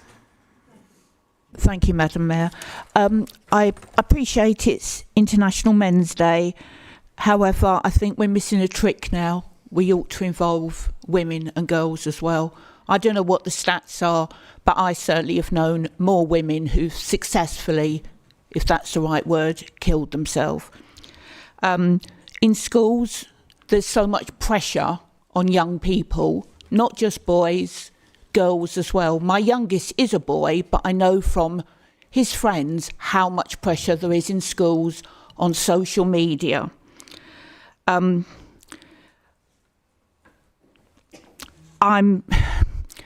really appreciate the sentiment behind this, but there are things like women's mental health groups, like Her Voice, that needs to be promoted as well. This is not a motion from Men Talk, it's a motion from councillors. We ought to include everyone in the community. Thank you. So, point of order, Madam Mayor. Can I just seek clarification on where we actually are here? Because we had an amendment proposed and seconded. Are we still talking to the amendment, or if we're not, should we be going to the vote? I just want to make sure before we get back onto a list. Yeah, so it is in fact possible for the proposer and seconder of motion to alter the motion, and that's an alternative to an amendment. So they accepted the amendment. So basically the amendment fell because the motion now stands substantively as it was suggested with the wording from Councillor Baldock. Okay, last speaker then. Councillor Ben J. Martin, please, and then I'll be going to Councillor Nundy. Thank you, Madam Mayor. I think, not to steal Councillor Nundy's thunder, there's a key word here that says it's the International Men's Day motion. I do believe that on multiple occasions in this chamber when we've discussed other days where other members have suggested, what about men? That's generally been shouted down. I think on this particular occasion we can accept... I didn't want to name names, Councillor Perkin. But I think on this particular occasion we can accept that this is a motion about International Men's Day. And I thank Councillor Nundy and Councillor Stephen for bringing it forward. Yeah, you can argue about semantics here, wording there. It meets the point. We do have a mental health crisis in Swale. We know that we have higher than average issues of mental health or occurrences of mental ill health in the area. We could go out and find stats. But then I think personally Councillor Nundy's on a hiding to nothing, because every time he brings something that has got all the stats in, it's too detailed, there's too much in it, or any other member. It goes to 3 pages, the emotion's far too long, we haven't had time to read it. You get a simple, concise one, there's not enough information. What chance has anyone got of getting a motion through that everyone's quite happy is actually this is the perfect length? Come on, people. In all honesty, I think Councillor Clark hit the nail on the head, and I thank him for his contribution, and I think that, frankly, we should be supporting all of our men and everybody else suffering with mental ill health too, but all of our services, and supporting this motion unanimously, passing it through and making the statement that we do understand that men are currently experiencing a toxic environment with toxic online information or misinformation that comes through that's starting to impact upon men and boys, particularly young men and boys, creating that horrid toxic masculinity that no doubt when we come into our 16 days of action in a few days' time will be discussed. We need to be seen to be leading on this to an extent. Whether or not it is our responsibility, we are all leaders in our community. And on this, I think we should be in firm agreement. So I will be supporting this motion, and I urge everybody else to as well. Thank you, Councillor Martin. Councillor Nundy has the proposal of the motion. Do you wish to speak and sum up to the debate? Thank you, Madam Mayor. Yes, I would like to say a few things, actually. First of all, Councillor Martin, yes, you did steal my thunder a little bit. But that's absolutely fine, because it is a really important thing. If this was International Women's Day and somebody brought a motion about International Women's Day and it only mentioned women, but it's an issue that also affects men as well, I would be saying that this is International Women's Day, that's what we should be talking about. Today is International Men's Day. I'm not for 1 second suggesting that mental health issues don't affect women. I'm not for 1 second suggesting that suicide isn't an issue that women face. What I am saying is that it is an issue that is overwhelmingly affecting men at the moment, and there are reasons for that this council can accept and try and do something about. I do understand Councillor Bowen's point. I do understand that the point you've raised about some people who do terrible things and then commit suicide. Well, I totally get that. That wasn't quite the point that I was trying to make, and I wasn't for 1 second suggesting that Swale Borough Council put a post out with everybody that's taken their own life. That wasn't it. It's just a generic tribute is what this is trying to say about that, to try and raise awareness. Some people in this room won't need that awareness raising, because believe me, if someone close to you does die by suicide, that is something that you won't forget. That is something that you will go through every single day of your life for the next year, for the next 2 years, for the next decade, asking yourself, could I have done something more? That's why I've brought this motion here tonight. In terms of why are we declaring a mental health crisis in Swale? Because there is a mental health crisis across the entire country, but I can't speak for Thanet, I can't speak for Rotherham and other areas. What I can speak for is Swale, and there is a mental health crisis nationally, so that would ring through that there is a mental health crisis in Swale. More to the point, in terms of stats, I did read out while I was speaking that that Swale Borough Council has the 3rd highest in Kent boroughs for deaths by suicide. If that doesn't mean that there is a mental health crisis in Swale, what more stats do we actually need? I do agree, as I said, with some of the concerns that have been raised, and I'm not a mental health professional. Okay, I deal with a lot of mental health issues at work. I have dealt with suicides at work as well. But I think this is about trying to do something. And yeah, Councillor Lastjeb, you're absolutely right. The Labour government have announced something today. Unfortunately, I saw that about 5 minutes before the meeting started on Facebook, and didn't want to put, and I didn't really have time to amend what I'd written to incorporate that. This is about standing with our community. It's about showing our community that we understand that they have mental health problems. And do you know what it's really about? It's about letting boys know that it's okay to be upset. It's okay to feel that way, and there is support out there and there is support available. And it's about encouraging men to actually seek that rather than bottling everything up and well, we know what I'm talking about. I'll close simply by saying something. When I first got involved in local politics, there was somebody... Councillor. Okay, I won't give you the story. The pursuit of the perfect should... Let's not let the pursuit of the perfect be the enemy of the good. Thank you.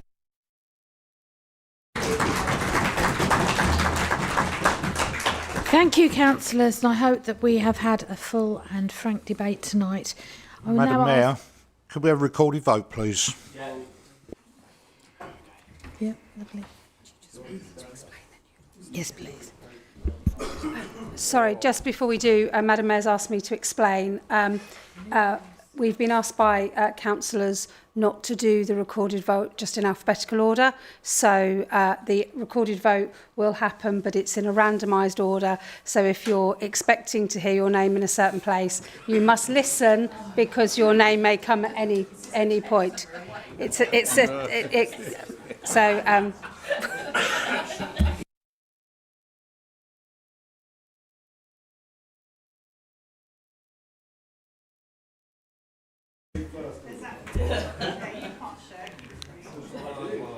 So all those councillors that are normally at the end of the, like myself, get yourselves ready. Okay. So as Chief Executive has said, we're now going to be doing it in random, so keep alert. When your name is called, please indicate how you wish to vote by saying for, against, abstain. Thank you. Right. Councillor Gould. For. Councillor Shield. For. Councillor Worcester. For. Councillor Speed. Against. Councillor Bowen. Abstain. Councillor Whiting. For. Councillor Marchington. Councillor Cheeseman. For. Councillor Nundy. For. Councillor Eyre. For. Councillor Wise. For. Councillor Miller. For. Councillor Jays. For. Me, 4. Councillor Chapman's not here. Councillor Bonney. 4. Councillor Clark. For. Councillor Winkless. 4. Councillor Booth. Abstain. Councillor Martin. 4. Councillor Chris Palmer. 4. Councillor Perkin. 4. Councillor Last. Councillor Richard Palmer. 4. Councillor No. Abstain. Councillor Harrison. Councillor Jackson. Abstain. Councillor Braun. Against. Councillor Mischuk. 4. Councillor Neal. 4. Councillor Thompson. Councillor Kavanagh. Against. Councillor Carnell. 4. Councillor Hunt. 4. Councillor Moore. 4. Councillor Baldock. 4. Councillor MacDonald. 4. Councillor Sarah Stephen. 4. Councillor Tim Gibson. 4. Is there anyone I didn't call? Then we got the system right. Excellent. 32, 4 and 4. Against 4 abstentions. Yeah, 34 and 4. Yeah.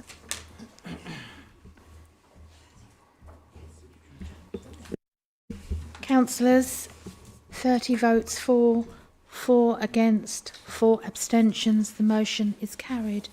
Thank you.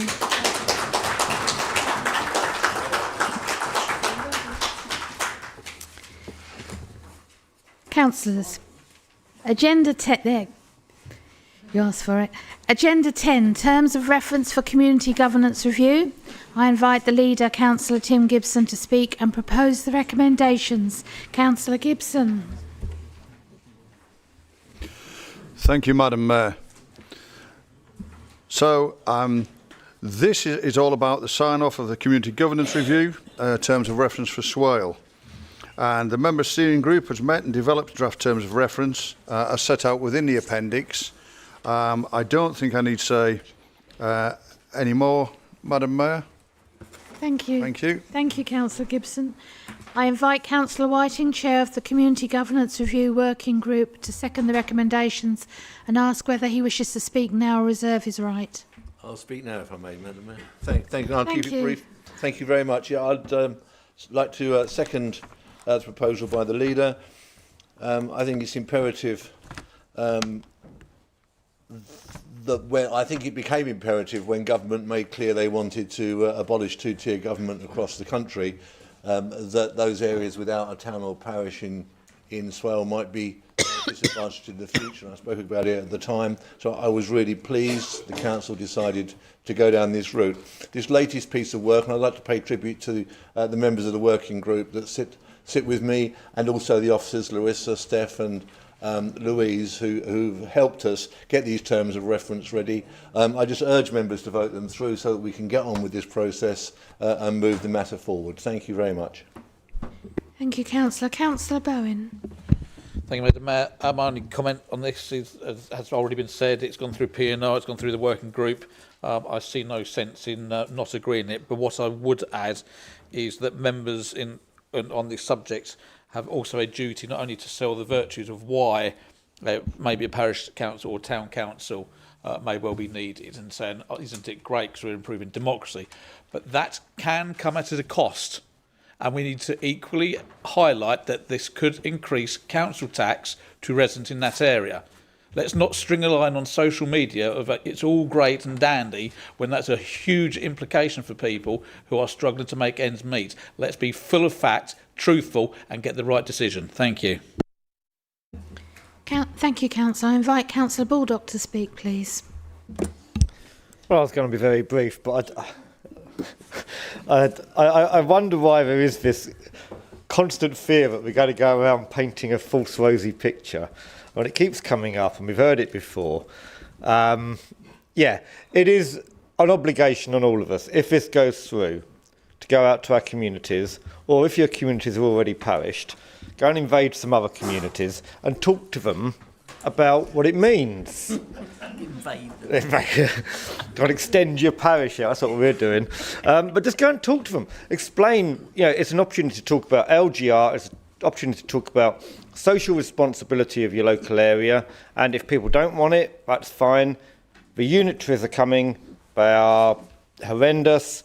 This gives people a chance to say, do we want a local voice? But all we're doing here is just agreeing the terms and reference of the group that was actually going to set up with a consultation, and are already working. So if you don't agree with them, it's going to be really tricky. I'm not sure invade was the right word to use tonight, Councillor Baldock, but okay. Councillor Perkin, if you'd like to speak, please. No, thank you. I invite Councillor Richard Palmer to speak. No, I think everything's been said, thank you. Thank you. I invite Councillor Gould to speak. Happy to follow the previous two speakers. Thank you. I open it up to debate with members. Councillor Mushchuk. Ben. Yep. Please do. Could I ask for some clarification? Oh, sorry. Yeah. Could I ask for some clarification on paragraph 5.1 of the terms of reference as to would Milton Regis be considered its own parish council, or would it be combined with Sittingbourne? If I may, I'll try to clarify that. At the moment, what we're seeking is suggestions about how things may move forward. There has been a suggestion already that we may create a Sittingbourne Town Council. There is a deadline actually of the 24th, which is next week, to get other suggestions in, and of course any suggestion to create a Milton Regis Parish Council or to include it within a wider Sittingbourne one will be taken into account by the working group, Madam Mayor, once all of those suggestions have been received. Thank you. Yeah, that answered my question. That's good. Thank you. Councillor Ben Martin, please. Making a habit of it tonight. Only to highlight, exactly as Councillor Whiting just has there, that people can put in representations via cgr@swale.gov.uk about whether they want changes to their current boundaries, as well as if they want to merge or abolish existing parish councils or to form new ones. So please do bring it in. This is the most local form of local government, and let's face it, when you have the monoliths and Goliaths that are unitaries, you might want somebody that can speak for you and punch your weight for you. Equally, you might not. Councillor Nundy, please. Thank you, Madam Mayor. Yeah, just really quickly, just to say that I also sit on Minster-on-Sea Parish Council. We've had lots of complaints or requests from residents in Halfway, so I really welcome this, because if they do decide to have their own parish council, that will be really good, because it actually brings democracy back to the people. And as much as there is a cost incurred with it, if you elect good parish or town councillors, they'll make the most of the money and actually make the area a better place. So I will be supporting this wholeheartedly. Thank you, Councillor Nundy. Councillor Worcester, please. Really quickly, I have the absolute honour of chairing Sheerness Town Council, and I'm very grateful for the support I receive from my residents. But I echo Councillor Bowen's message, is that we must be absolutely crucially honest with residents, that there are positives and there are negatives. So, for example, parish and towns can own assets, absolutely, but they can accrue debt as well. So it's really important that whatever this working group do and whatever Swale decides to do, we give absolutely transparently both sides of the coin. And of course I'm going to support this motion. I fully support towns and parishes, but I also fully support transparency in decision making. Thank you. Thank you, Councillor Worcester. Councillor Bonney. Yeah, that's great. And I really do hope that, I really hope that Sittingbourne forms a town council. It needs that custodianship that the other significant towns in the borough have. But picking up on something that was said earlier and why it's important, and to hang a hat here, is that highway improvement plans are really an important part of what towns and parishes do in order to feed back to whatever the new structure will be. My plea is that when they have these highway improvement plans, that their planning officers in highways actually go and read them and incorporate them into the Section 106 agreements, because it's absolutely obvious to me that that's a major failure, having had that conversation only yesterday with our HIP person, who was delightful, and the new engineer who said we really need these because it helps us with our budget, know how much work needs to be done in an area, and I wholeheartedly agree with that. But if that's a significant factor for a town like Sittingbourne to have that custodianship and that relationship with the highways body, whoever that is going forward, that would help enormously, I think. Thank you, Councillor Bonney. Councillor Harrison, please. Thank you, Madam Mayor. I also support democracy. I think, I could be wrong, there's 37 town and parish councils in the borough of Swale. I remember somebody used to keep going on about all these parish council meetings you had to have.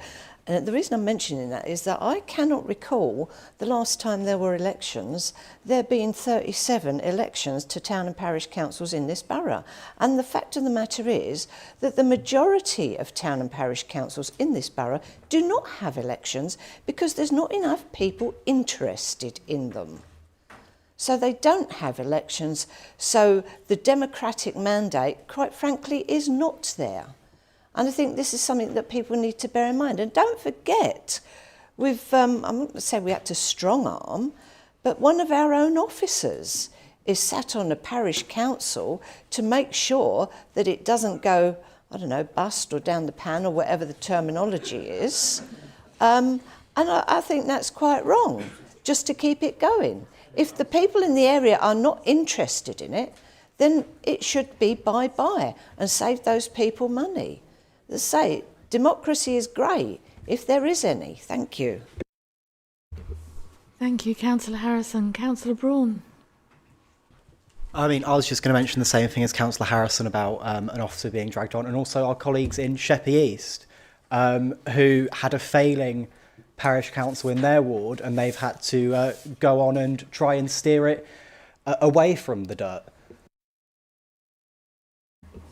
Thank you, Councillor. Anyone for any more? No? Okay, thank you. I invite the leader to respond to members' comments if he wishes, please. Thank you, Madam Mayor. I thought I was actually proposing a review of the terms of reference, not pugilistic prowess as described by Councillor Martin. So if we end up with parish councils, town councils full of pugilists, I'll be happy. Thank you, Madam Mayor. Thank you, Councillor Gibson. So, members, we will go to the vote. Please show your vote by show of hands. All those in favour, please raise your hand clearly.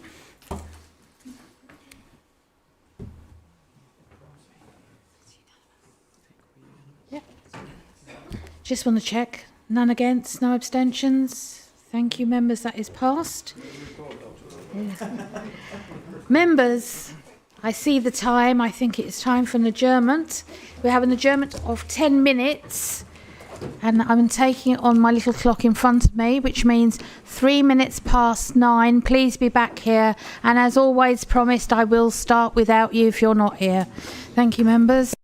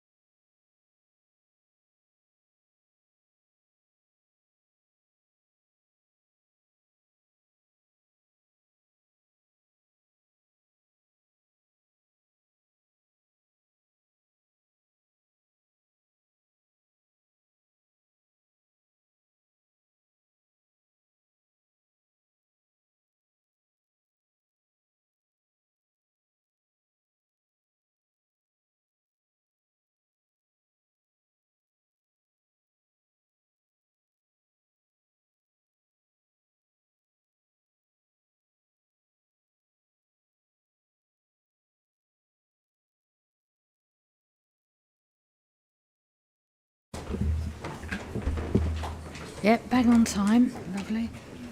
I shall wait for the couple of members to seat themselves.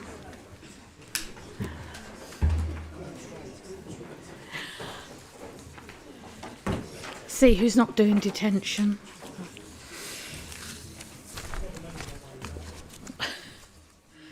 I can't believe I haven't got any fruit pastels up here, but never mind. Yes, please.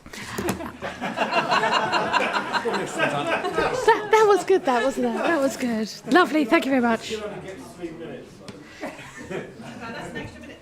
Yeah, exactly. It's how you got to be nice to the mayor. Members, the item I know we've all been looking forward to. Agenda item 11, local government review. Please bear with me, I have a lot to say on this one. And I can feel the groans from my group already. The recommendation deliberately excludes preferred business case option. The reasons for this approach are set out in the report. The process I intend to follow is this, if my voice holds out. The leader will be invited to speak and formally propose the recommendations.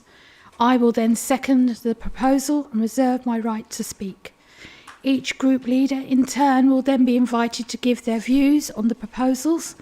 I will invite members to have a full and open debate on the options, and a respectful debate as well, please, members.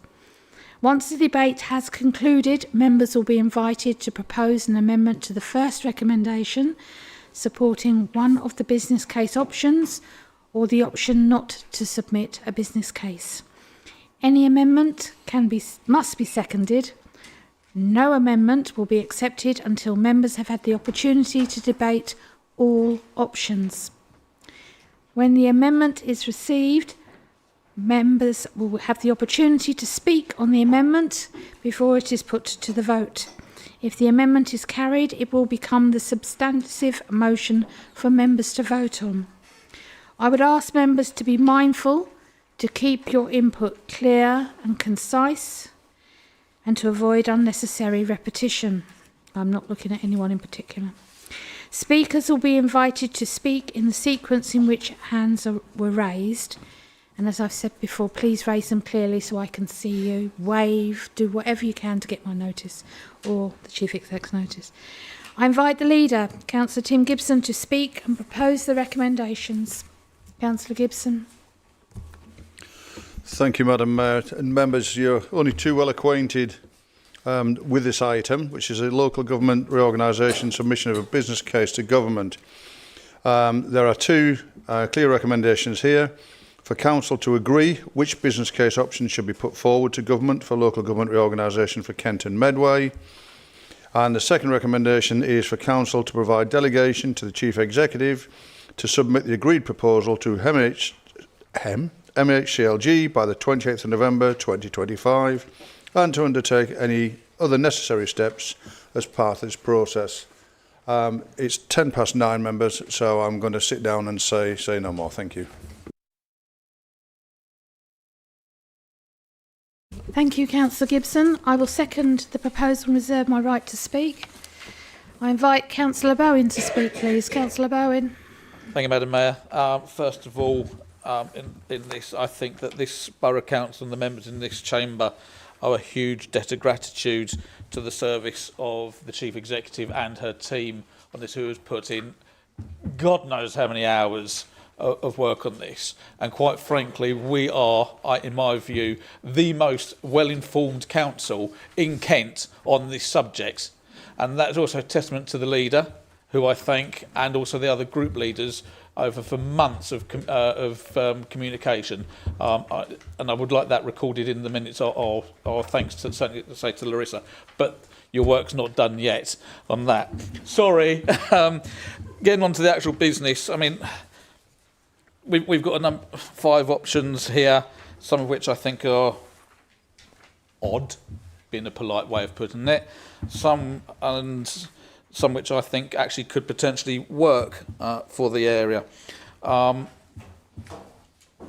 ones, frankly, I think, is a proposal for a single unitary, county-wide unitary. In my view, that doesn't, other than it has a cost savings, big tick on that, huge crosses on pretty much every other area in terms of bringing residents closer to their elected officials. No, that's not going to be working. Number of councillors, no, that doesn't work either. And that's not devolution either. That's just Councillor Baldock, an invasion of borough councillors' work and moving it into a county. So other than those who are in another place may think that's a good idea, I don't. 3A certainly has potential merits. It has a line of sight with our neighbours, some of which are beneficial, some are not. In my view, it does also mean that in terms of value for money, we can get there a little bit quicker than others. That's not necessarily a bad thing. Similar arguments for 4B, in my view, which is my personal preference. Others may have different views on it. I think that it actually makes sense, and it will enable us actually, if that were to be the agreement, to actually foster relationships with the other current authorities and build on areas to actually connect us in terms of transportation, etc. I do not like either the motion or proposals that actually split the borough, whether it's 2 or 3 ways, because that also splits, I think, parishes into other potential authorities. And how complicated, we think it's already complicated. That just puts it into a whole new field or authority. But at the end of the day, this is something that we will have no eventual say over. We've got to get on with it. We've got to make a recommendation. It's not something we want, but let's crack on. Thank you. Thank you, Councillor Bowen. I invite Councillor Baldock to speak, please. I'd like to thank the officers for doing this incredibly complex and less than exciting job. I think they've done a really good piece of work. I'd like to thank Councillor Bowen for saying most of what I was going to say. Sorry. And but yeah, there are some proposals here that I think would be awful. I think the one we've got to be wary of is 3A, because I think there is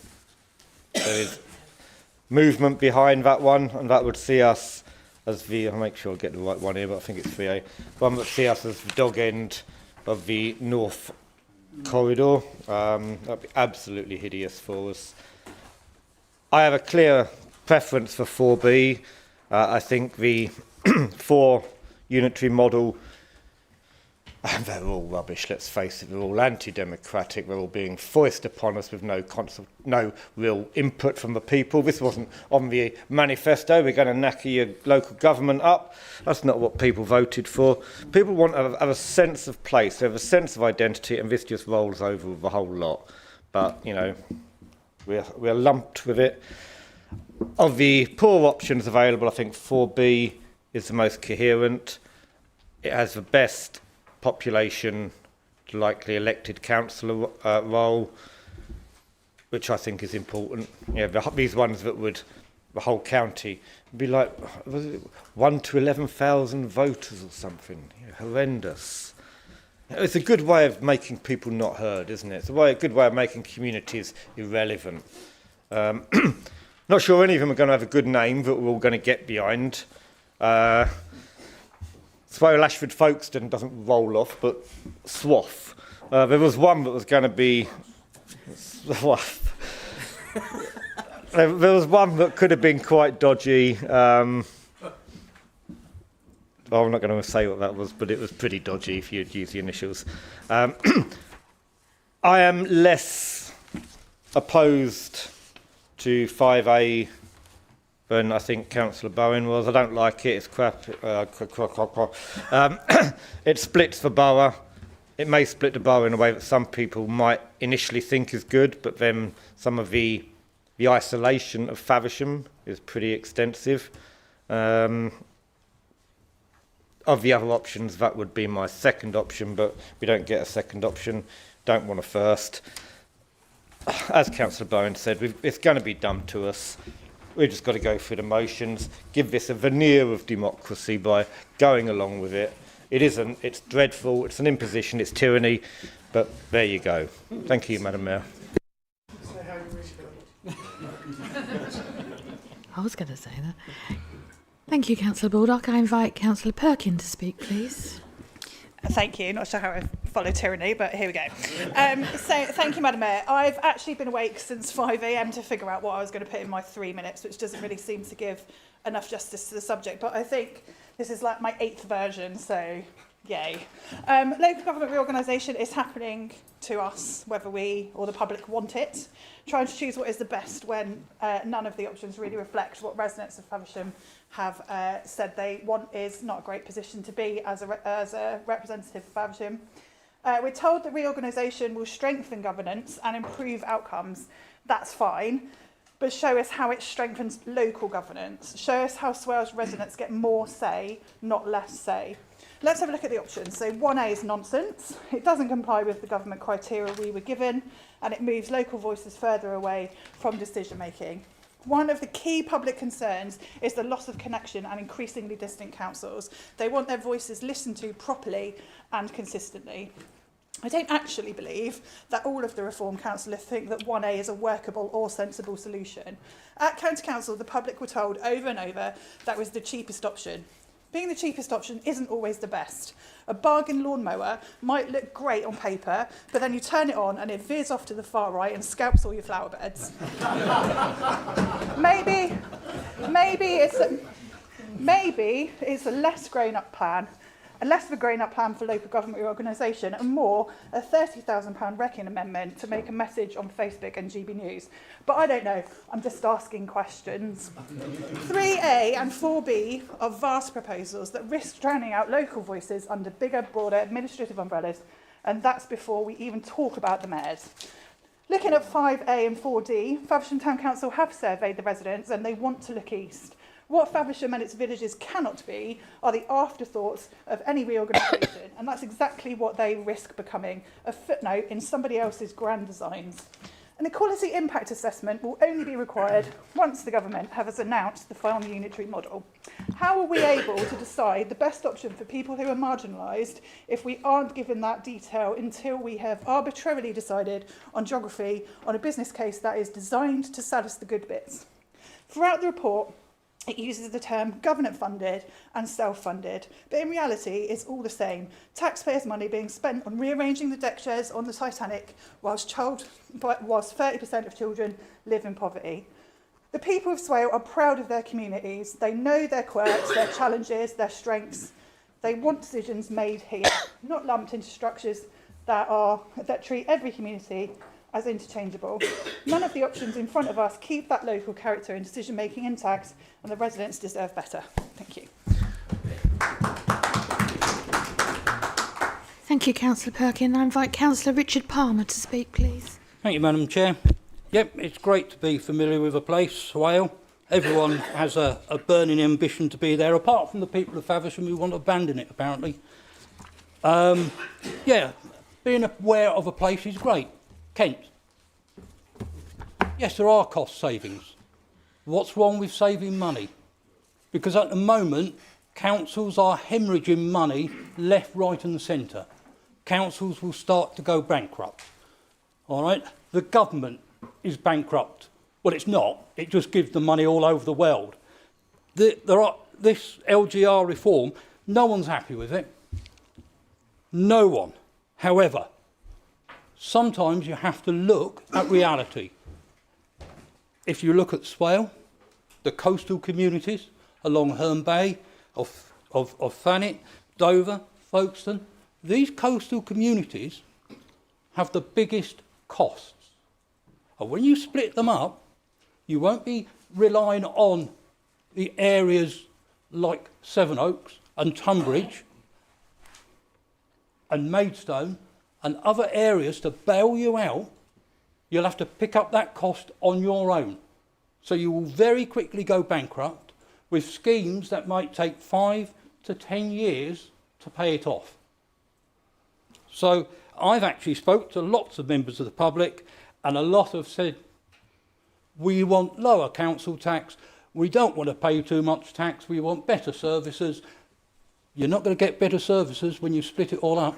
adult services is under pressure. It's the eastern end of Kent that is the main burden.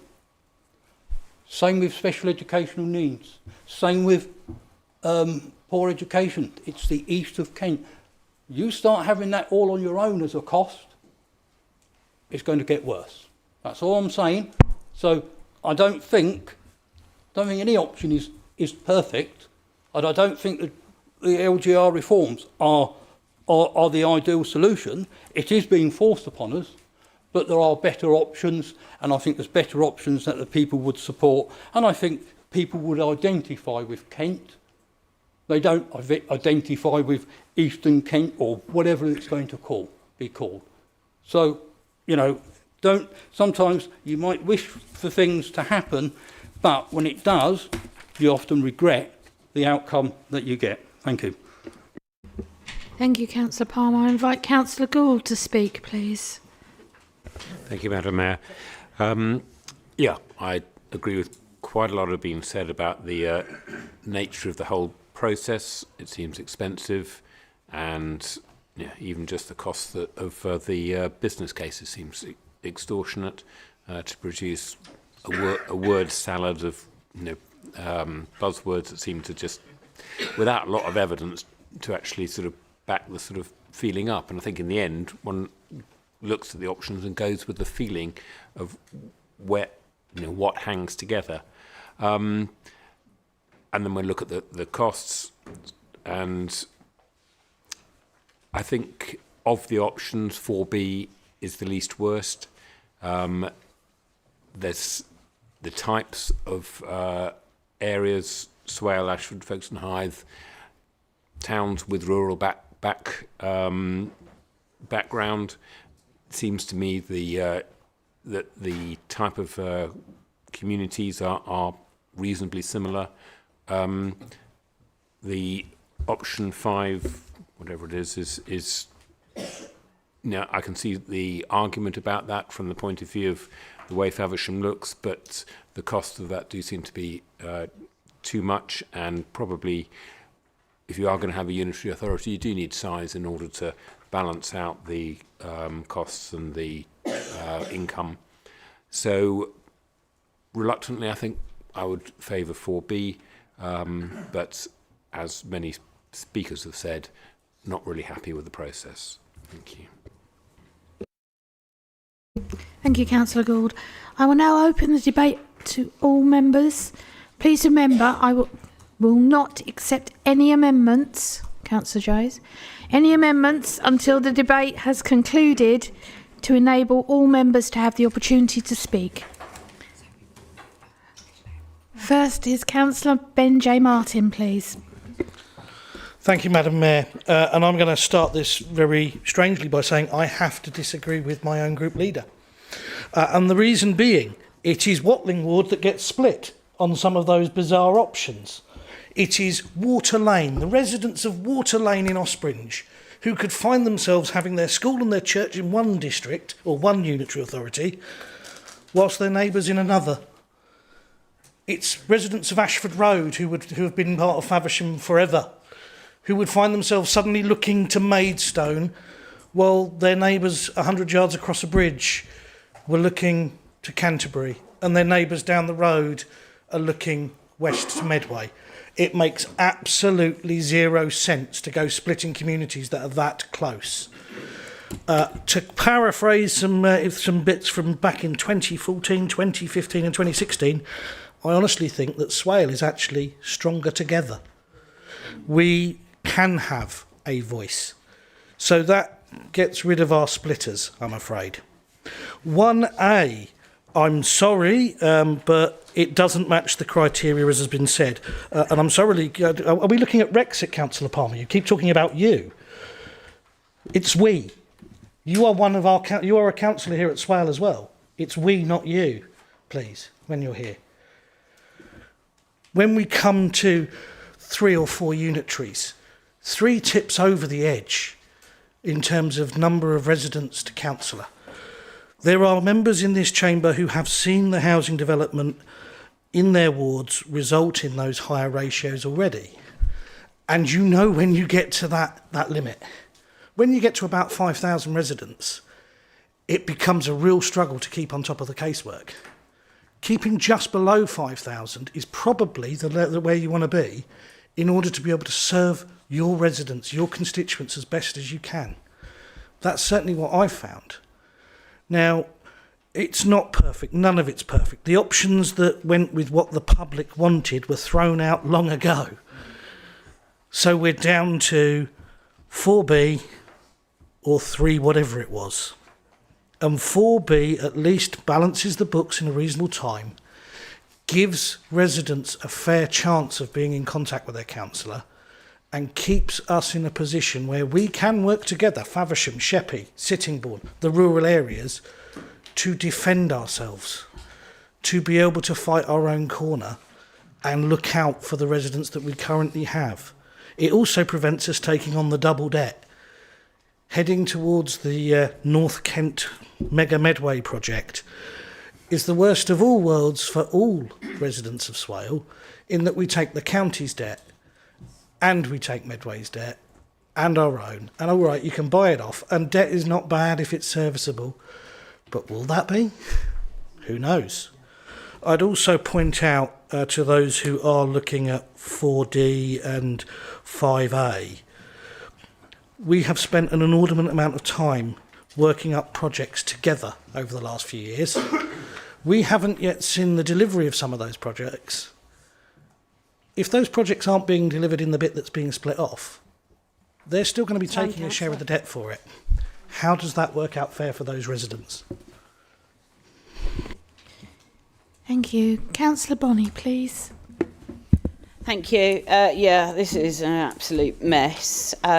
It's not what we signed up for when we went to the ballot box. And do I ever think it will run on time? No. Will it be delayed? Yes. Will it end up costing us more? Probably. From a practical level, looking at the options and then, well, let's do a bit of a sense check with ChatGPT on what the debt levels of all of these are. So let's have a quick look. Option 1A, Kent County Council. It's got a debt of, at the end of March, of £732 million.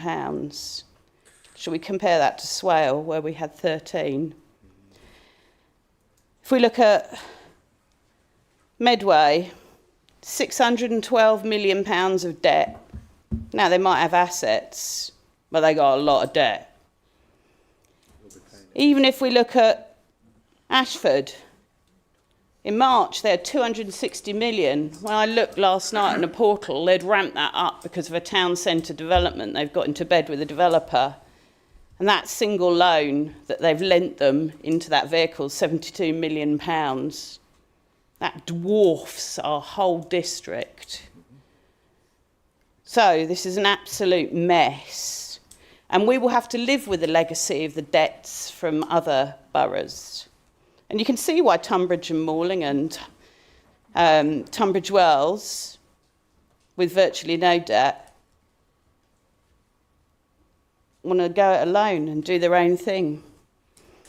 We're actually quite valuable by ourselves as a whole because we have comparatively little debt and we have some assets. We do have some debt.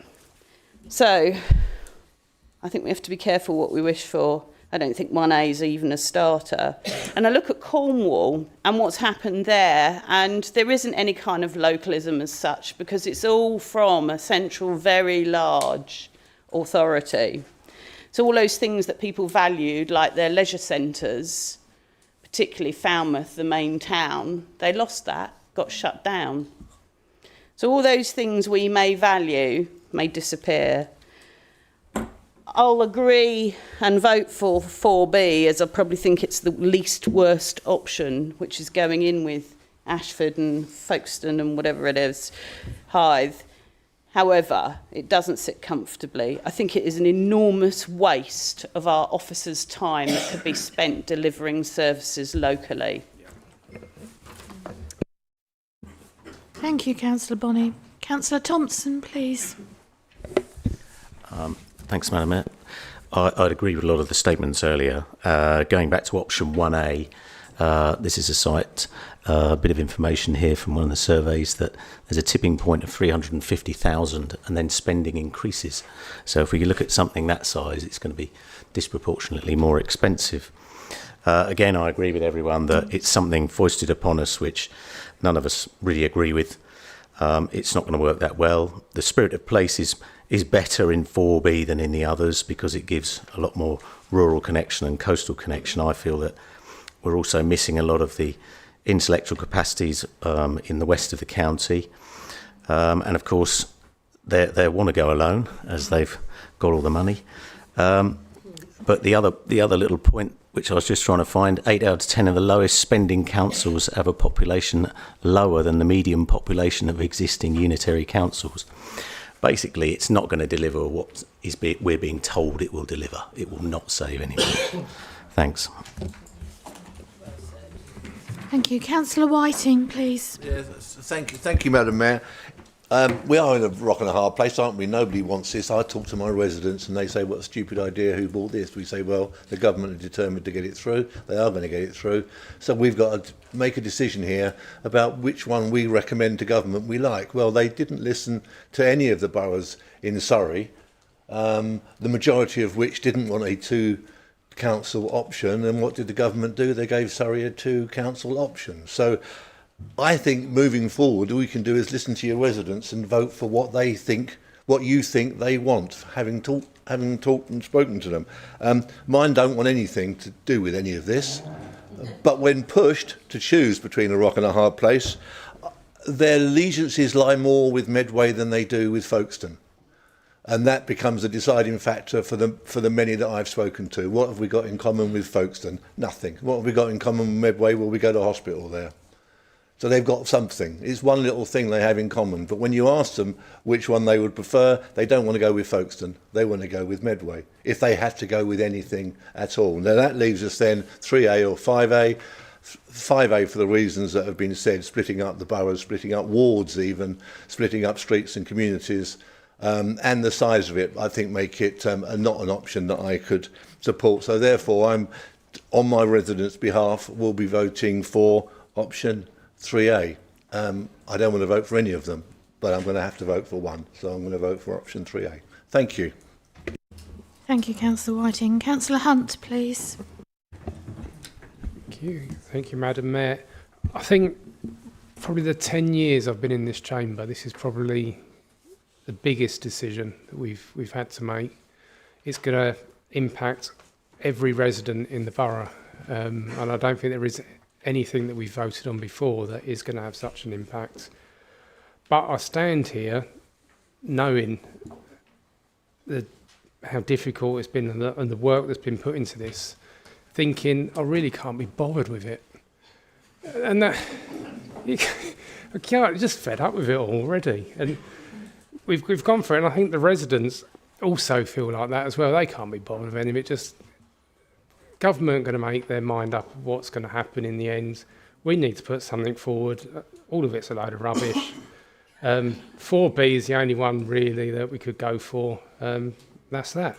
Thanks.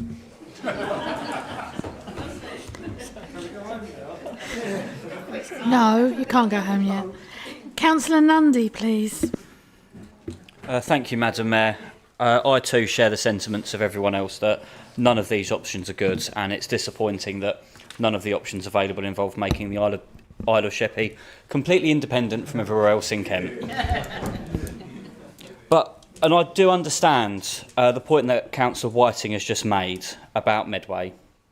I do understand that, but I also feel that by going with Ashford and Folkestone, that might actually have a real benefit to the Isle of Sheppey because that's a coastal community. And Folkestone is also a coastal community, so it might be more coastal voices asking for better improvements to coastal areas. And I think, I mean, to be honest, it wouldn't be too great because when the Folkestone councillors come to the Isle of Sheppey, they just get jealous at how great the beach is.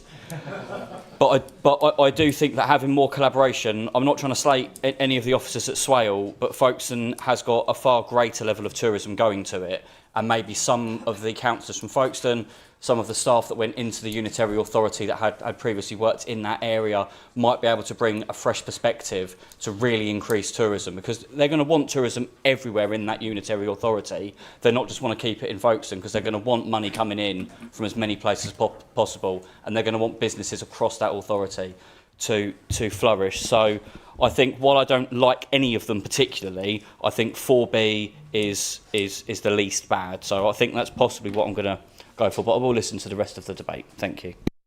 Thank you, Councillor. Councillor Wise, please. Thank you very much, Madam Mayor. I agree with Councillor Hunt's point. I think most people are indeed very apathetic about that, and I forgive members if they feel similar. But I'll probably say something controversial here, given what other members have said in this discussion and others that we've had about this. I think unitaries can work. And there are examples where they work across the country. Not lots, but there are examples. And indeed, this council already shares contracts, services and pools resources with our neighbours, somewhat underscoring the point that actually there is potential for different structures to work. But I do think that the way this has progressed has not given the proper clarity and steer that actually we needed for this. I think that the initial indications from government about what were acceptable seem to have shifted, and that's affected the sort of options and proposals that have come forward. I think maybe with greater clarity around that, more time to discuss it with our communities, we could have come up with different options that aren't here. And I do think that's regrettable. But the once apparent government view that we shouldn't be splitting boundaries, and actually the clarity that I think that provides us and our residents, means that two options are ruled out. And, well, three options actually, because there's one I've not even really considered, but one option, which is that one, is a totally unsatisfactory ratio of residents to councillor. Which leaves two options, which others here have discussed well, 4B and 3A. And actually, I think either could technically work well, or work at least, especially if we read the word salad. I quite liked that phrase, Councillor Gould. And each arguably then has positives and negatives, which I think we all need to be weighing up and have spent a lot of time weighing up.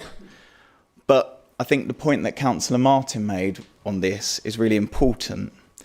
The projected growth in the areas in 3A, I think, would quite soon see that authority far larger than actually, those authorities being far larger than actually would work. And that comes to 4B. And I think we've already demonstrated, particularly with Ashford, that we can work well with them on certain services and contracts.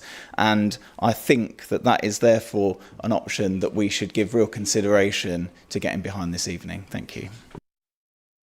Thank you, Councillor Wise. Councillor Chris Palmer, please.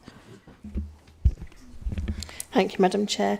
I've taken a different look at things, and residents that I've spoken to within my ward, they're worried that Kent will lose its identity if it's split up too much. They value living in Swale because of that's what they love, that's why they chose to live here or haven't moved away from here. They like all the history in Kent, the culture of cities like Canterbury. They like the fact that they are within an hour of going to a nice beach or out into the countryside. And at the moment, as a county, I already supply, or at KCC, we already deliver all the adult social care across the whole of Kent, all the children's services across the whole of Kent, and all the education services across the whole of Kent. So another councillor somewhere else said, well, what about all the extra hard work it will cause? Well, we already do all that work as a whole county.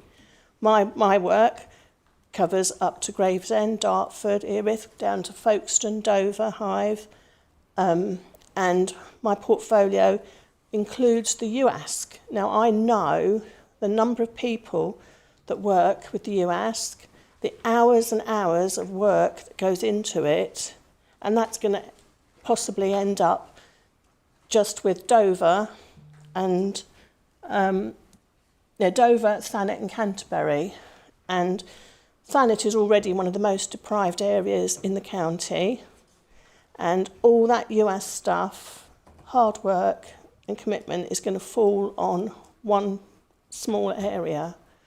And it's a struggle sometimes to cope with something that big at a county level, spreading it across the whole county. You know, like the reception centres, they're all over the county. So I've struggled to work out how something like that is going to work if it's not done as a whole across the whole county. Thank you. Thank you, Councillor. Councillor Miller, please. Thank you, Madam Mayor. As it currently stands, I'm in favour of 3A, but I would like some clarity if possible. The report mentions this option is the best value for money, lowest transition costs, highest savings and quickest payback. But I've also heard lots of good contributions and concerns surrounding the debt associated with Medway. So just for clarity, the debt of Medway has been accounted for in this report when referring to it as the best value for money. Thank you, Madam Mayor. Thank you. I'll ask the Chief Executive to answer your question, please, Councillor Miller. So I think you're talking about the slides where we've said each business case has been written and by the people who are in favour of that business case. That doesn't mean that the facts and figures are wrong, but it does mean that it is written in a way. So if you look at 5A, it focuses very much on community. 1 focuses very much on money. It doesn't mean that they don't do that. So, but it is a view. It is true that 3A has there are fewer councils, so it's a cheaper option, and it does have a lower payback period. So that's correct, but it doesn't mean that the others aren't value for money. It is just that is a selling point of that option, if that makes sense. Yes, let's say thank you. That's great, thanks. Thank you, Councillor. Councillor Worcester, please. Thank you, Madam Mayor. When I was considering this, I wasn't considering this. I often think that sometimes when you look at reports and data, it's almost what isn't written down that is actually more important than what is written down. So, for example, we know that the current system is not working. We know that at ballot boxes, we're getting less engagement. We're getting less people coming forward for consultations. We're getting less people actually engaging with the political system that exists today. So I don't think that the system is sustainable going forward the way it is. When I've spoken to residents, I've taken a different option, and I've spoken to those residents that do not engage already. The home carers that, make up 10% of the population in Kent, the SEND families that are horrendously represented all the time, actually, those single parents that actually make childcare affordable for the entire country and are responsible for producing the next level of working members of our community, potentially. Those people that we don't often hear from are so much more important in this process, because when we talk about numbers of residents to councillors, those emails that we get are from those residents that are engaged and want to speak to their councillors. And so often councils are expected to make decisions on behalf of these people that do not ever write an email to their local councillor. They do not ever write an email to their MP, and they're almost those people that need our protection most. So I'm absolutely open to listening to all elements of the discussion this evening, but those are the people that I take with me when I make my decision this evening. Thank you. Thank you. Councillor Braun, please. Thank you, Madam Mayor. I agree with Councillor Wise on I do think unitaries can be a success. What I've had on the doors in Sheerness for years is the fact that people do not know the difference between their councils. I think it will be good to streamline it. And I'm sure it will become no surprise to anyone as the member for a neighbouring ward. My residents want Medway. Personally, I wanted Canterbury and Thanet. That's not an option here. But my residents do feel more sense of self with Medway. So I have to vote for 3A because I want to keep the borough together. Thank you, Councillor. Councillor Speed, please. Thank you, Madam Mayor. Option 1A, well, that's a ratio of 11,700 residents per councillor. That's terrible for democracy, so I discount that one straight away. Option 3A, residents at my end of the borough don't see themselves aligned with Medway, Gravesham and Dartford. I mean, it's on the outskirts of London. It's not like Swale at all. And they're also quite constrained on housing, so I'm concerned that if we aligned with them, excessive housing will end up coming our way even more than it is at the moment. And also we would inherit Medway's enormous debt. Option 4D, it seems to me there we'd inherit virtually all of Medway's debt, but only half of Dartford and Gravesham's surplus. So that wouldn't look a good financial option. It also splits Swale up in 3 ways. It splits my own ward into 2. It splits parish boundaries. You have villages like Doddington, Selling and Milstead will end up being in Mid-Kent, which is aligned with Ashford and Maidstone. It breaks the whole thing up. So I don't like that option. Option 5A has got a payback period of at least 14 years or potentially never.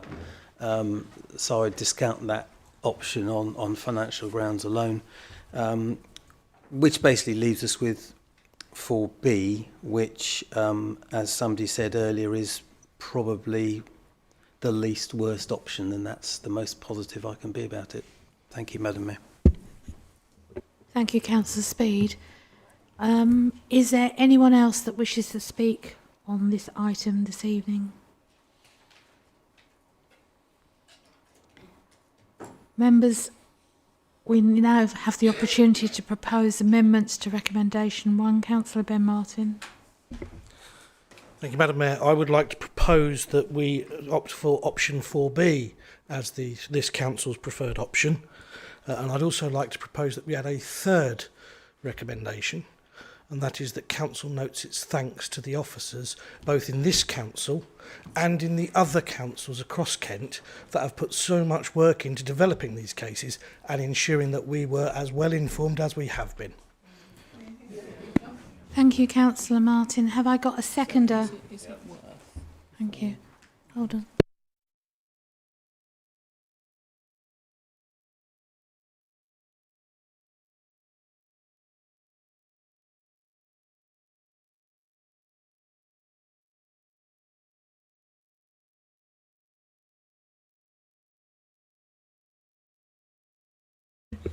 Make the point that if you take that amendment now and that amendment is then passed and becomes the substantive, then you will likely then move to vote on that and there will be no vote on any other option.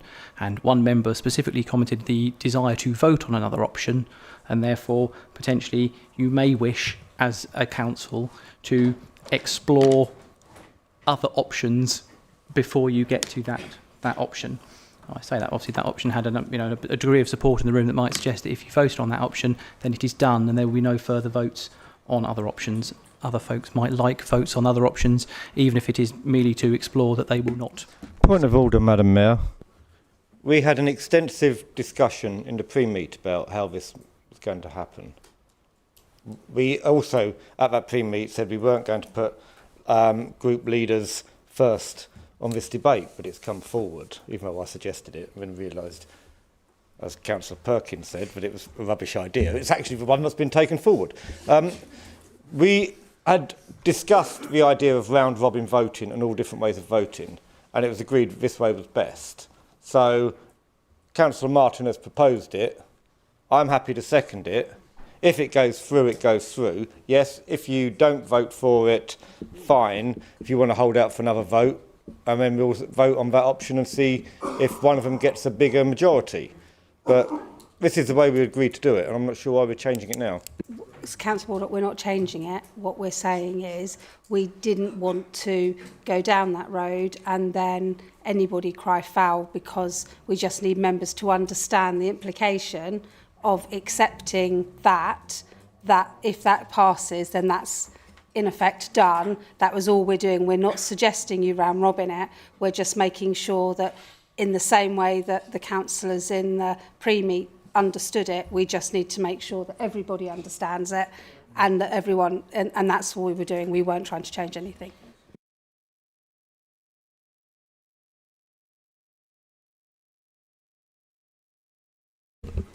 Right, members, we will now debate the amendment to the recommendation 1. Councillor Gould. It was just a procedural question, really. Is there an alternative to taking an amendment at this point? I mean, that's what I'm not very clear on here. What else is being suggested other than taking the amendment as proposed? So the other thing is that there are other options that we know may have some support but not potentially enough support. We don't know, because we don't know how every member would vote. There is an option to say, we would say, is there anyone that wishes to do an amendment saying option 1A? Do they have a seconder? Option 3, option 4D, option 5, and then option 4. But if members are happy that they think that option 4B, which is what we have on the floor, is something that is the only thing that should be amended, all we were saying was, if members agree that, there isn't the option to vote for another option. And we're not saying that's right, we're just making sure that members understood it, because some people have said, the phrase has been used, I'm going to be voting for option 3A. Members may not get the option to vote for option 3A, because if option 4B passes on amendment, then that is it. There is no vote on 3A. That is all we're saying. And the fact that members have said, I will be voting for 3A, as if it is a choice. There is no option at the moment to vote for 3A because there is amendment for 4B. If 4B passes, that's sort of, in technical terms, game over. Point of order, that applies to whichever vote is taken. If 3A comes first, well, I might think, crikey, it's not my favourite, but I'll vote for it. And then it gets passed, and I'm like, well, I didn't really want to vote for it. It was just better than some of the others. So you're going to, whatever one goes first, if it passes, kills everything else.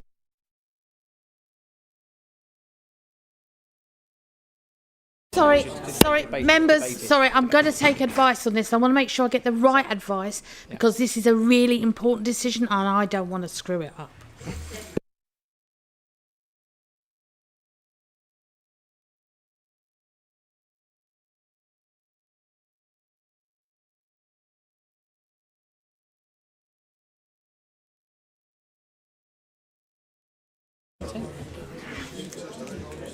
Members, first off, I'm looking at the time.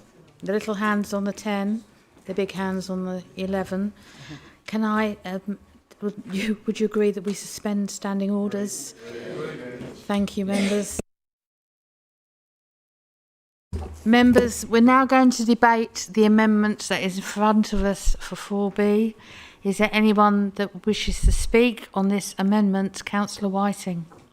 Thank you, Madam Mayor. As I expressed earlier, I don't think 4B is the answer, so I'll be voting against the amendment, and I would just urge all of those who aren't absolutely sure that their residents are happy to go with Folkestone also vote against 4B. Thank you. Councillor Kavanagh. Thank you, Madam Mayor. Aren't we making this more complicated? We'll be here till after midnight. Can't we all just vote? Which option do we want? No, we're not meant to do that. So let's just... Is there anyone else that wishes to speak to this amendment, please? Councillor Clark. Yeah, thank you, Madam Mayor. I do take a little bit of solace from Councillor Hunt's previous speech. I am quite torn on this one. As a natural affinity, I think when we refer back to what was the old Thames Gateway, we worked quite well with the North Kent Coast authorities at that particular time. We go to hospital in Medway. There are no direct there are no direct transport links from here to Ashford or Folkestone. So if we then get told that we're in a unitary authority with Ashford and Folkestone and Hythe, how are a lot of people who use public transport going to get to the William Harvey Hospital? They're not. It's as simple as that. So Medway are either going to have to keep taking patients from this area, or we need a new hospital built in Swale. A full 1,000 bed with a decent A&E and a decent mental health capacity as well.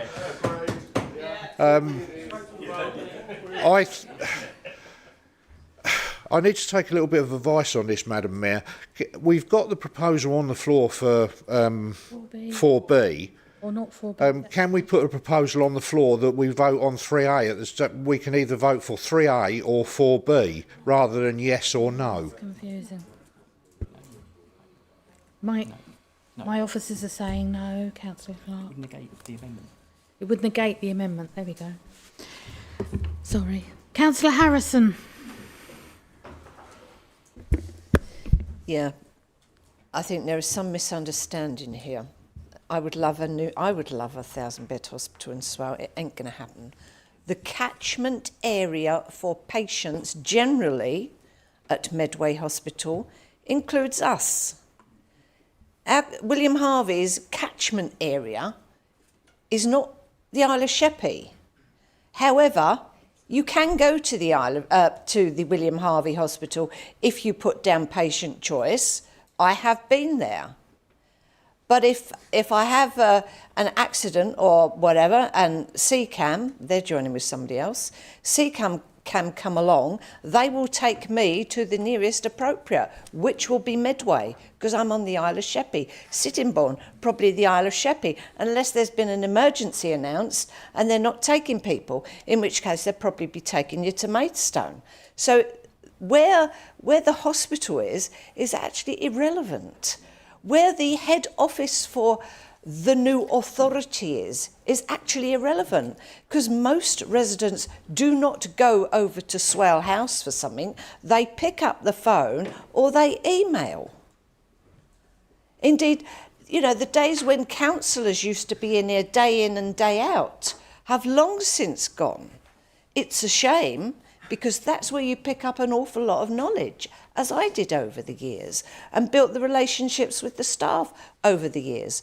But it's a totally different time these days, and it is all so much on the internet that actually, as I say, where the head office is totally irrelevant in my view. Whoever is the councillors, it might be relevant for, but then when you put yourself up for election, as you do indeed at the moment for Kent County Council, you have to think about how am I going to get to County Hall? Because, you know, the buses, certainly from Sheppey, is few and far between. I think there's one a day. They don't actually fit in with the times of the meetings, I could tell you that much. But, you know, those are the things that you consider when you put yourself forward for election. So, as I say, the bottom line is the hospitals is an irrelevant argument. Thank you, Councillor. Councillor Bowen, please. I totally echo what Councillor Harrison has just said. In the event of emergency, you go to the hospital that's got the beds at that particular time. So whether that's Ashford, Maidstone, William Harvey, wherever, or the most specialist hospital, actually doesn't matter. They will take you there. So, with respect, I think that's a slightly bit of a red herring. And I also agree with what Councillor Harrison just said about councillors and wherever the main county or the unitary office will be is something which members should think about, and maybe some members who at KCC didn't think about them when they got elected this year because they weren't surprised or was taken aback when meetings were in the daytime or had to go to Maidstone. Thank you. Thank you, Councillor. Councillor Richard Palmer, please. No, I think Councillor Harrison summed it up. Which hospital you go to is based on a medical need, and the appropriate hospital, not on what authority you're in, or poor Sevenoaks would never have a hospital. Thank you. Councillor Gould. No, just to echo that we're not actually talking about an authority that's got any say on health anyway, so it is relevant. Councillor Booth. Thank you, Madam Chairman, Madam Mayor. Like many others here this evening, I've sat through hours and hours of commentary over this subject, led by officers, and virtually everybody in this chamber has contributed to conversations about why we're here tonight. I'm very clear on what I'm here for, because I've read the agenda and I've listened and I've learned. Irrespective of what decision this council makes tonight, there will be a full consultation process. A full consultation process. We know that KCC have already opted for one option, and we're pretty much clear that central government won't accept that. So, to follow matters and procedural situations, there is a proposal, which I'm talking to, which has been seconded. In a matter to expedite this, I beg that you move to a vote to at least understand whether we're going to move forward or hear another proposal. Thank you. Thank you, Councillor Booth. I have one more speaker that's indicated to me, and that's Councillor Worcester. Thank you, Madam Mayor. Yes, I also believe that the hospitals are a red herring in terms of this discussion. But I think it's more interesting to focus on how what services the council tax are going to be divvied up to actually support. So I would rather hear discussions around, for example, council tax harmonisation and things that have been covered and briefed to members for this discussion this evening. Thank you. Thank you, members. A point of order, Madam Mayor. Yes, Councillor Baldock. In the event that 4B fails and every other option fails, do we take the option with the highest 4? Or we do not submit? You've actually got the option to not submit.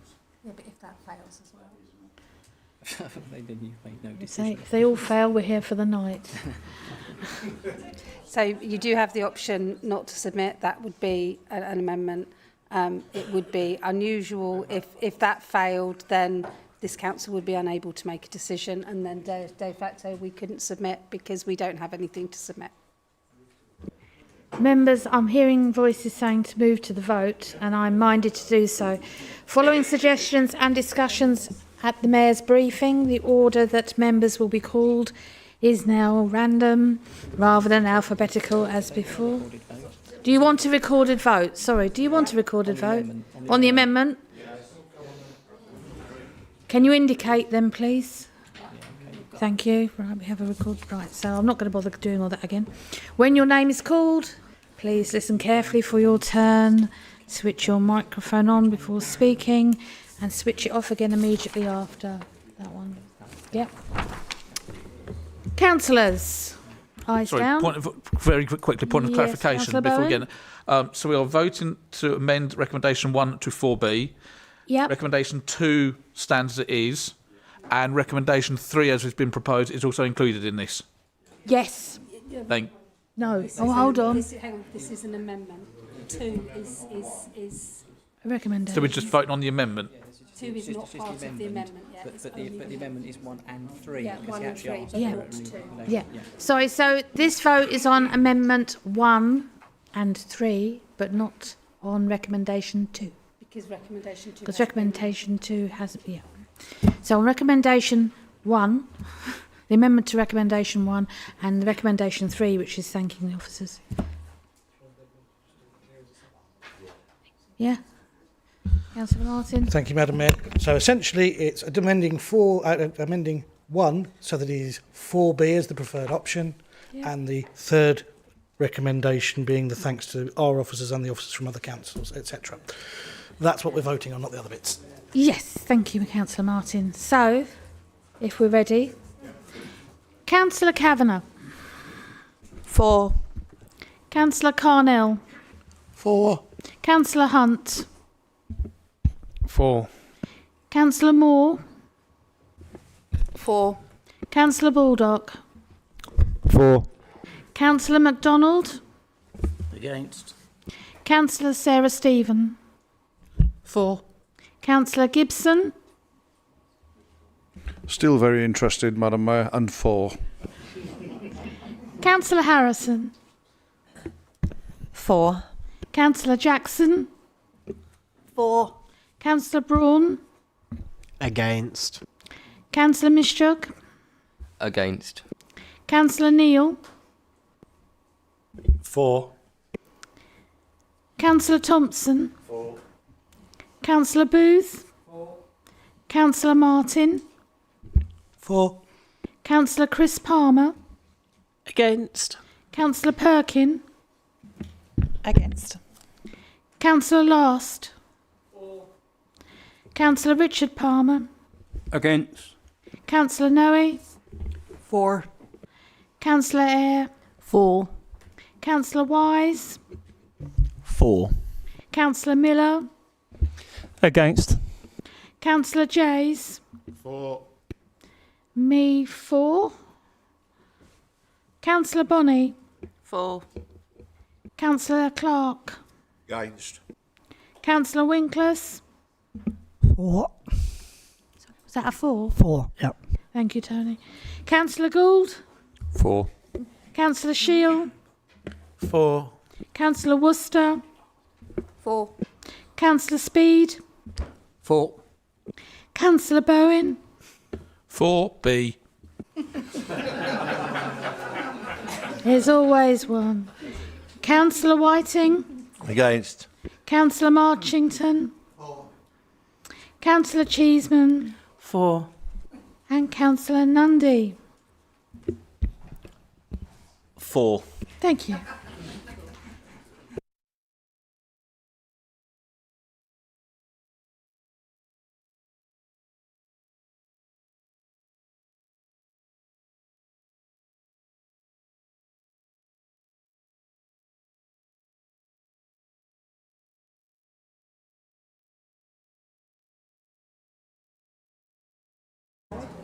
Members, don't make me raise my voice, it's going. The amendment is carried. Thank you. 29 votes to 9. Anyone want to speak to the substantive recommendation? Oh, Councillor Baldock. Thank you, Madam Mayor. I think we have made the least worst option, and so it is. Is there any way that we can submit our proposals indicating just how disgusted we are that we are having to make this decision, how undemocratic it is, and that we are doing this very much with a Latin term for it, and it's very much against our will?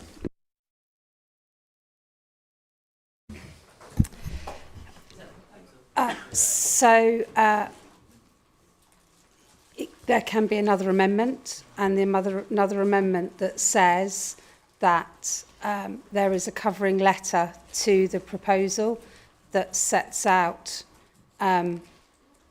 what members think, that this isn't something they would have chosen.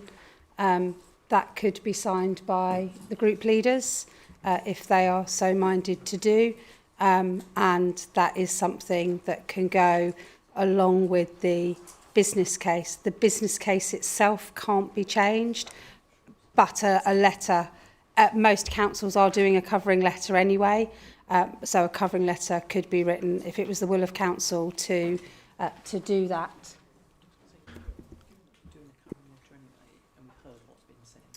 We can if No. So yeah, we can do it without an amendment. We will just ask group leaders if they wish to sign it. We can't compel group leaders to sign it, and then it's up to any group leader who wishes to sign it. Right, can we propose that then and do that?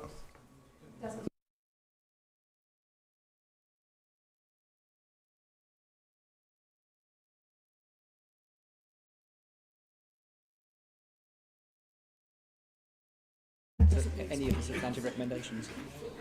I want to go home. And I've reserved my right, I know. So, members, before us we have the substantive recommendations 1, 2 and 3. Does anyone wish to speak on this? Or do you... I don't mind not speaking. So, or would you rather we just went straight to the vote? I propose we go straight to a vote, Madam Mayor. Excellent. Do you want recorded or just show of hands? Is that all right? Okay. So we are voting on the substantive motion or recommendations 1, 2 and 3. All those in favour, please show clearly.